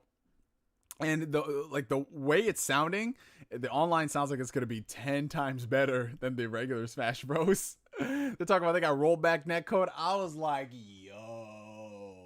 So I'm definitely gonna cop that shit. It's actually made by a pretty reputable developer too. So fingers crossed that this shit goes places, bro. And looking at that the list of characters that they got coming out, some people have been speculating that Aang and Korra are gonna be in there. Like, dude. We got to get all these characters in there. We got to let our memes become dreams, man. Make those dreams a reality. We need that shit. We need Hugh Neutron. We need Hugh Neutron in that game. Oh man. What are your thoughts on the PlayStation 5 SSD debacle? So here's the thing. Honestly, I don't really care too much about that situation. Like, yes. Does Xbox have a better solution? Absolutely. You just plug and play. You're perfectly fine. The PlayStation situation definitely does take a couple more steps because you have to remove the faceplate. You have to unscrew it. Then you have to plug it in. And then you got to screw it. So yes, it does take a couple more steps.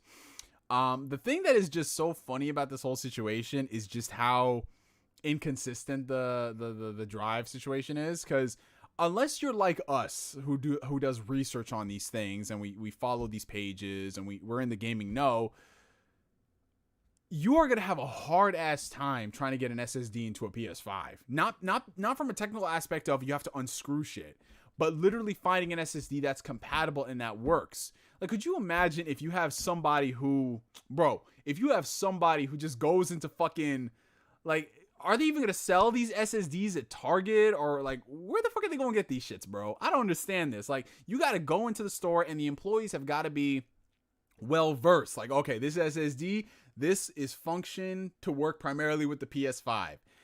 If it doesn't work, man, you shit out of luck, bro.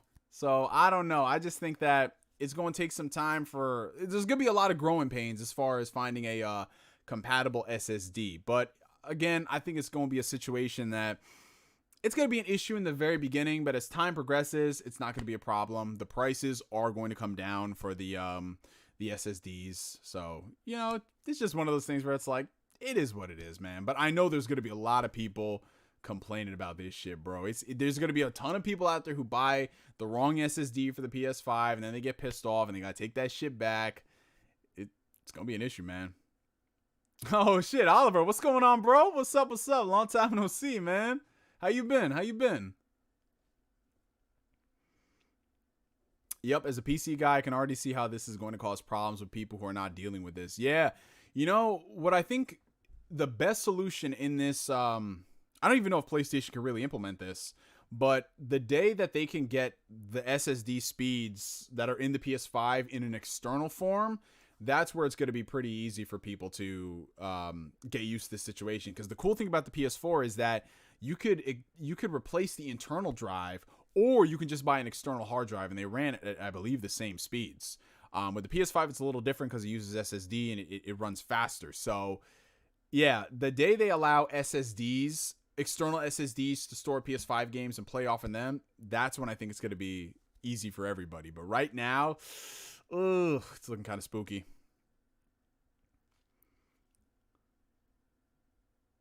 Do you plan on copping an SSD for your PS5? Yeah, I definitely do want to. I mean, I'm not in the beta for the thing, so I'm just gonna wait a little while. But I do want to cop a 2 terabyte SSD for my PS5 because, man, that's 667 gigs. That shit goes quick, bro. And like I said, I have multiple consoles, so it's not like storage is a crazy issue. But I could just imagine, like, let's say if I do have a couple of big heavy hitter games, that's going to take up a lot of space. So I do want to get a 2 terabyte in there at some point, but I'm not in any rush because the price for these things is outrageous, man. I'm damn near paying the price of the console for an SSD, and I don't need that much space right now. You know what I'm saying?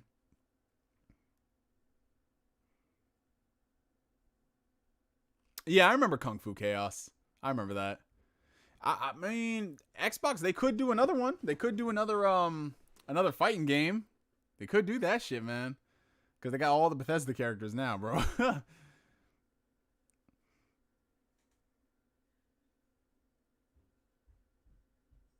Hey, take it easy, NKDN. Enjoy, man. Enjoy that World Ends With You, bro. I would love to see Monica. Okay, okay. That would definitely be out of left field, man. That would be out of craziest left field, bro. Craziest left field. Craziest.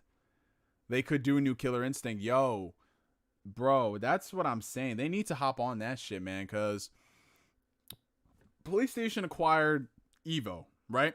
So that's going to be the premier place for people to play fighting games on PlayStation. If Xbox really wants to compete, they got to get some studio out there to make a new Killer Instinct. Now, they don't have a studio internally that can do that, so they probably have to collaborate with somebody else. But, bro, I think it's time for a new Killer Instinct, man. I think it's definitely time. There was one question. When are we getting those data battles, Chris? Dude, I know. I fucking know. I'm just going through fucking Kingdom Hearts 1 right now because I'm replaying all the games in the series. And where am I in Kingdom Hearts 1? I'm at Hollow Bastion. And then I go through 2, and then I go through 3. So yeah, it will happen, Corey. It will, man. Actually, you know, I might. No, I was like, oh, I could stream 2.8 Final Chapter Prologue, because that's like, you know, I still have not played Final Chapter Prologue. I have not touched that shit. Yeah, I think it's still in the fucking packaging, bro. I haven't touched 2.8 at all, man. I think I watched a little bit of my boy's stream of 2.8, and I was like, I'm good. Or 0.2, I should say. 0.2, that's what it was. Have you seen James Gunn's Slither? It's a great horror flick. Yes, I actually have. It's really good.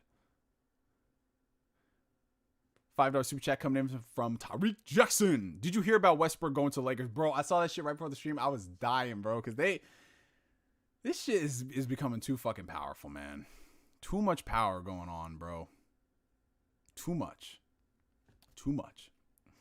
All right, so we're gonna answer a few more questions, you guys, and we are going to wrap it up for tonight because your boy's getting hungry, and if your boy stays hungry for too long, he won't start getting hangry. If Henry Cavill appeared in the MCU, who should he play? So there are a lot of people who want him to play Captain Britain, which I think would be pretty hilarious. But honestly, Kevin Feige is really good about these character castings that he could cast Henry Cavill as anybody, and I would be A-okay with it. Number one, because it's Henry Cavill in the MCU. And number two, the casting director, Sarah, that they have over there, she's really good at picking a character for a role. So yeah, I hope whatever role they cast him in, it's a meaty role. It's something that he can play for years to come. Or at the very least, if he's not in a lot of appearances, the appearances that he's in have a lot of weight to them. I think that's what matters. So no, I don't want him to be a villain that gets killed off at the end of the movie. When do you think Final Fantasy VII Remake is coming to other platforms? If I had to guess, December is when we're going to hear something about it. Because with Final Fantasy 7 Remake Intermission, when they re-revealed that, we also learned that the DLC was exclusive for 6 months. So part of me is thinking, first off, that's going to be the only piece of DLC they release for that game.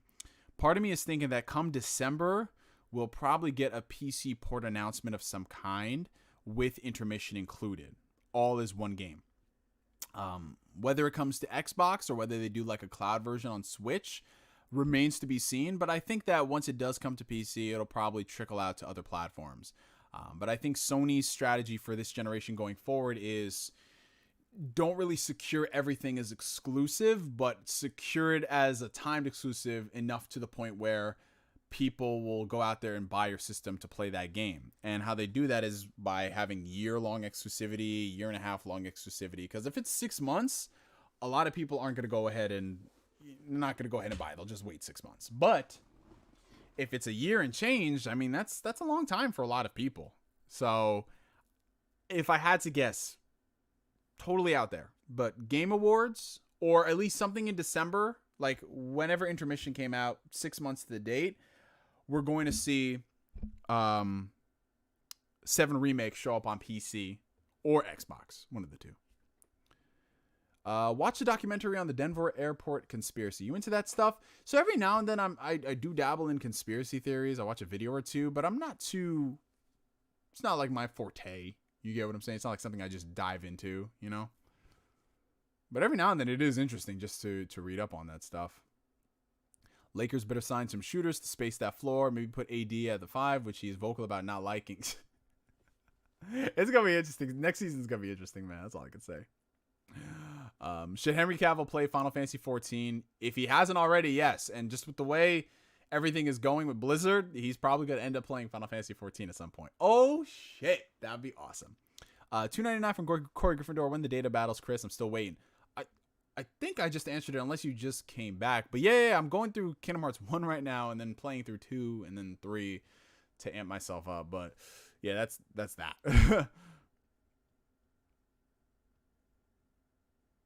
Henry Cavill should play Hyperion, the Sentry, or Hercules, Marvel, Superman.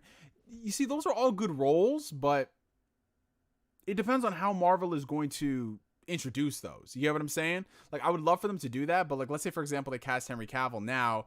Would they include all of those, or whatever role it is, like, where would they introduce them? Like, some people could say Eternals, or something. Sorry, probably fell asleep. Hey, no, it's all cool, Corey. It's all cool, bro.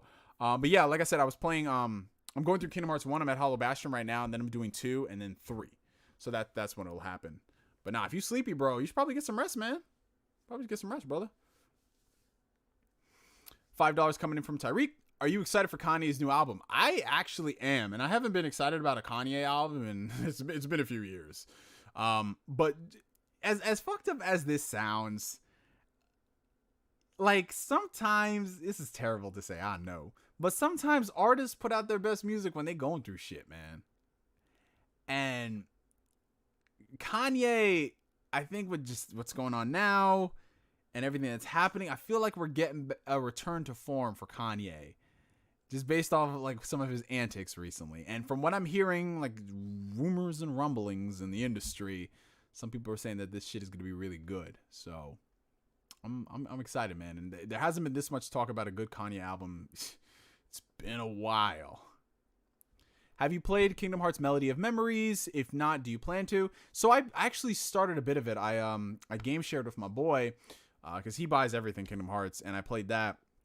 I only played a few levels of it because, you know, it's a rhythm game, so it's not going to hold my attention much. I'll play it to listen to the music and, you know, tap, tap, tap. So I got all the way up to I think Halloween Town. So I'm still in Kingdom Hearts 1 territory because there's a lot of tracks in that game. But it's not something I have any type of desire to finish. You know what I'm saying? Like, I know there's a story, but it's really not much of a story. So, yeah, if I ever needed some musical things to listen to, I'd play that.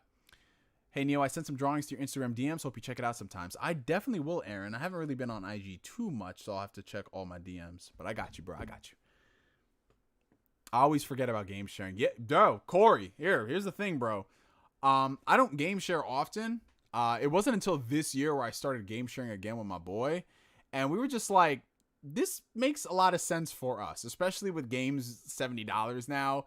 It makes no sense for us to both buy Ratchet and Clank when we can game share. So what we do is he buys I bought Ratchet and Clank. He buys The Great Ace Attorney. I buy The World Ends With You. He buys Kenna. And we just go like that. So it's great for a lot of the single player games, but I only do this with somebody who I actively know is going to play the games, and we going to play the games. You know what I'm saying? We play for the music. No, it is nice, though, just to listen to the music and have something to, you know, jam along to. Because I wouldn't really listen to, like, Kingdom Hearts overworld music randomly. You get what I'm saying? I listen to the battle themes. But overworld music, like for Deep Jungle, I would just be listening to that when I'm driving. You know what I'm saying? So I'd much rather play that. Okay, we will go for 5 more minutes, and then we will wrap it up for the night, you guys. What's your opinion on Dragon Ball GT? Better or worse than Super, and how so?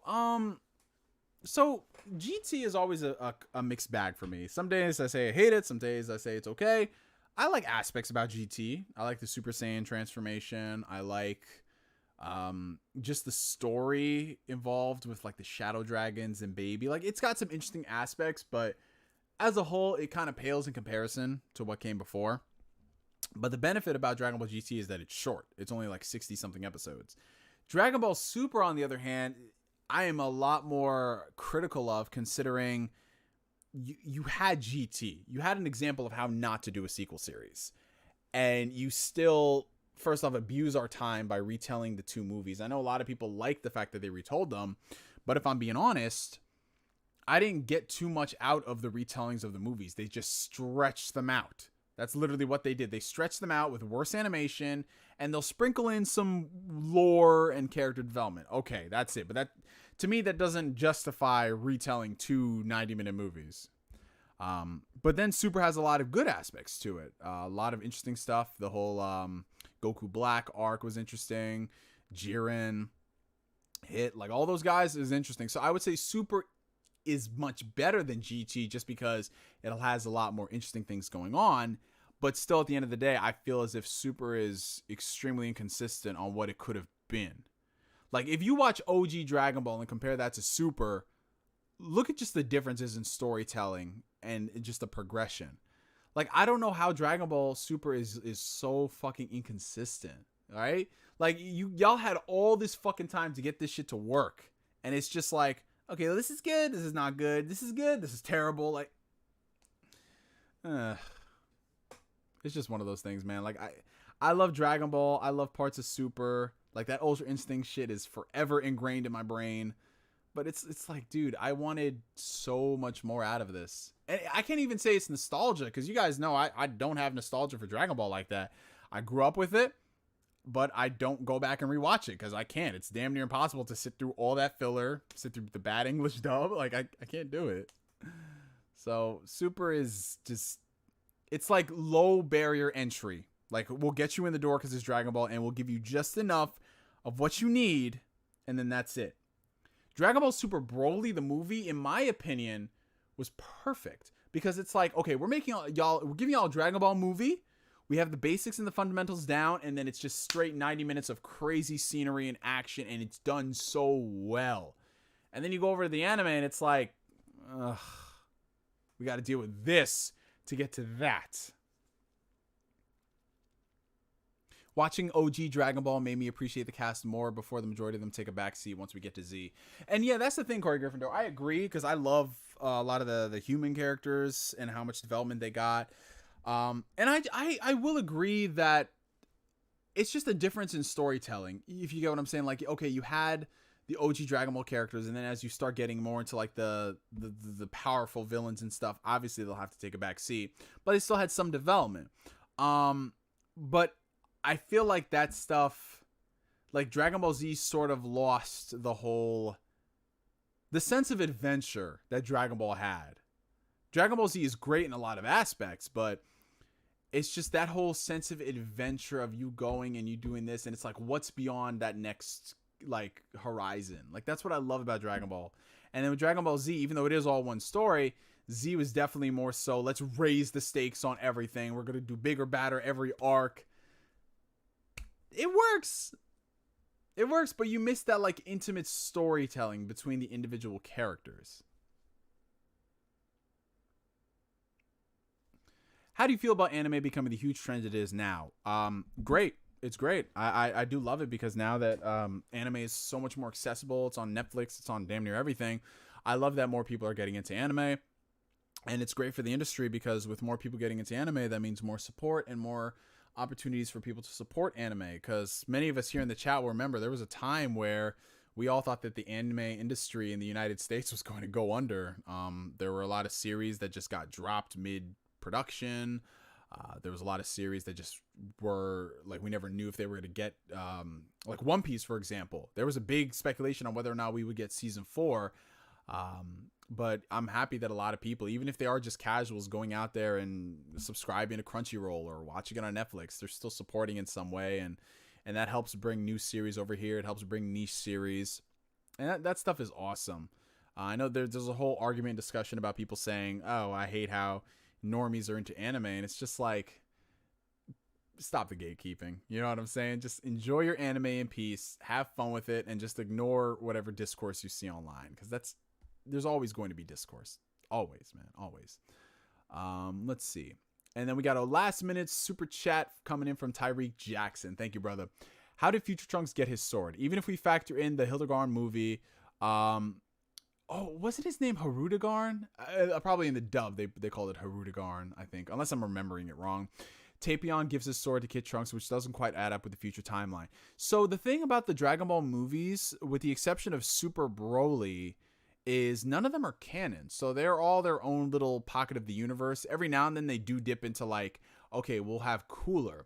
Cooler is the brother of Frieza. Oh, we'll have this guy Turles, who... I found a few locations for Cooler near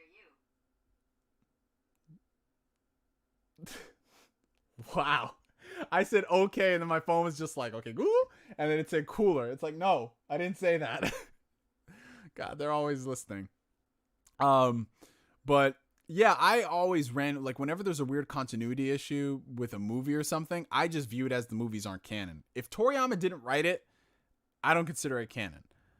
And then when you start getting into the super stuff and then the super manga and everything, it just gets even more complicated. But yeah, Dragon Ball canon is, Google stalking you. Exactly. They're like, oh yeah, let's talk about this. But yeah, I just like, whenever it comes to like Dragon Ball character canon stuff, I just, if it wasn't in the manga, I don't consider it canon. But yeah, let's see. We'll do rapid fire. Last couple questions. Michael says, how's New York doing here in the Philippines? The lockdown will start August 6th to August 20th because of the Delta variant. I hope there's no Delta variant in our country. So New York right now, we're doing okay, Michael, but the mayor of New York City, which he's probably the second most powerful man in the state, considering how big New York City is. He is flirting with the idea of having restaurants require mandatory vaccines, which is insane. We saw Walt Disney Company and Walmart require all their employees to get vaccines, but now we're having government intervention and forcing businesses to say you can't come in unless you get vaccinated, which is wild, man. But I mean, everyone is just doing what they can to stop the spread with vaccines. But then there's a lot of people saying that, even if you are vaccinated, you can still get it. So it's just all over the place, man. I mean, I'm seeing some businesses start putting more, like, it hasn't really happened too much here in New York, but I've seen in other states how they're bringing back mask mandates for indoor dining. I'm seeing a lot of places just like limit certain things. So Yeah, I have no idea. Right now everything is okay, man, but ask us in a couple of weeks and we'll have to see. Like I just got the news report from my boy cuz we're going out next week and he just sent this to me. Yeah, it was published yesterday. NYC is considering vaccine mandate for all restaurants. Mayor de Blasio says all options are on the table when it comes to possibly require vaccines for patrons across restaurants in New York City. So it wouldn't be the whole state, but it would be the New York City area, which is like 8 million people. It's crazy. But yeah, that's oof, man, oof, my God. I just got hit with the wave of fatigue, you guys. That's how you know it's time to end the stream. But that's it for today's fantastically fabulous episode of Ask Neo, you guys. Thank you all so much from the bottom of my heart for coming through the stream. Whether you commented, whether you subscribed, whether you super chatted, I appreciate it tremendously. You guys are the best. You guys make all this shit happen, and I'm just really blessed to be in y'all's presence, and we can do this shit on a weekly basis. We can chop it up. We can have fun. It is always a highlight of my week, man. As far as things to look forward to, this Tuesday I have my Xbox Series S full impression/review video going up. So if you guys want to get my perspective as somebody who owns a Series X and then they bought a Series S, what that would be like, that'll be dropping Tuesday at 10 a.m. Eastern Standard Time, in addition to everything else we got going on in the week. As far as social media is concerned, you guys know where to find me. Twitter.com/NeoGameSpark. Instagram is Phantom NGS. You can find all that stuff down in the video description. And yeah, as always, you guys, keep being the same amazing individuals that you are. Whatever y'all is going through, just never forget that your life matters no matter what. And if you need people to talk to, just reach out to my DM, whatever you're going through, and we can talk about shit, man. Because if we're not here for each other, then who's going to be here for us, man? But for me to for now, my name is NGS signing. No.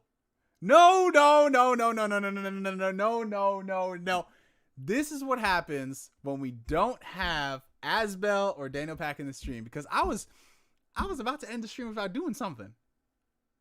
Oh my gosh, I can't believe it. And nobody reminded me. Oh my goodness. Hold on. Okay. All right, you guys. So I was about to end the stream without us doing our hydration check. I feel so bad about that. I feel so fucking bad. So for those who don't know what's about to happen, at the end of almost every single one of these Ask Neo streams, we do something called a hydration check, a water check, whatever you want to call it, where if you guys did not get your daily allotment of water for the day, now is your opportunity to do that in front of a couple of randoms online. So considering I do not have any water right now, I'm going to go downstairs and go grab me some. So I will be right back, you guys.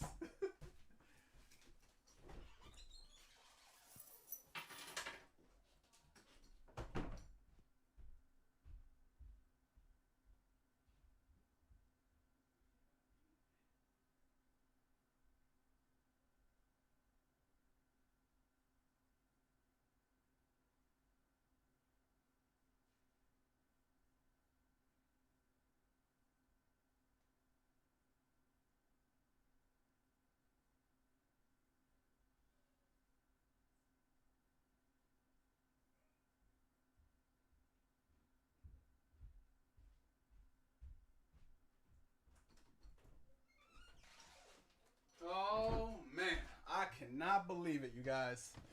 I cannot believe we were about to end a stream without doing a hydration check. God, what have I become, man? I'm getting too old for this shit. Anyways, you guys.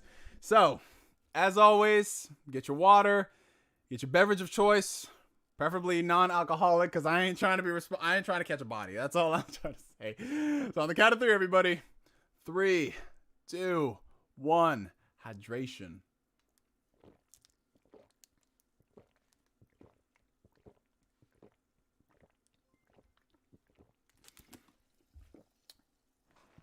That was actually very painful because not only did I get seltzer, but it's cold seltzer.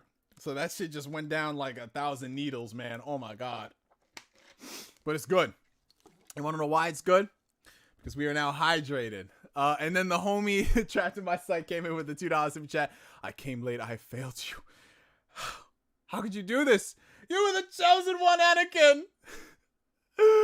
Oh man, TV static burning. That's one way to describe it. Chugging cold water is pain. But you know, like I always say, I'm built different. I'm built different chugging cold water. If I can chug cold water, I can get through any cold seltzer water. If I can chug cold seltzer water, I can get through anything. But guys, thank you so much, as always, for coming through to the stream. You guys have a great morning, great afternoon, great evening, whatever it is in your time zone, whatever y'all about to get into. Make it a good one, you guys. So for me to for now, my name is NGS signing out like always. I'll catch you guys later. Peace out, y'all. Have a good one.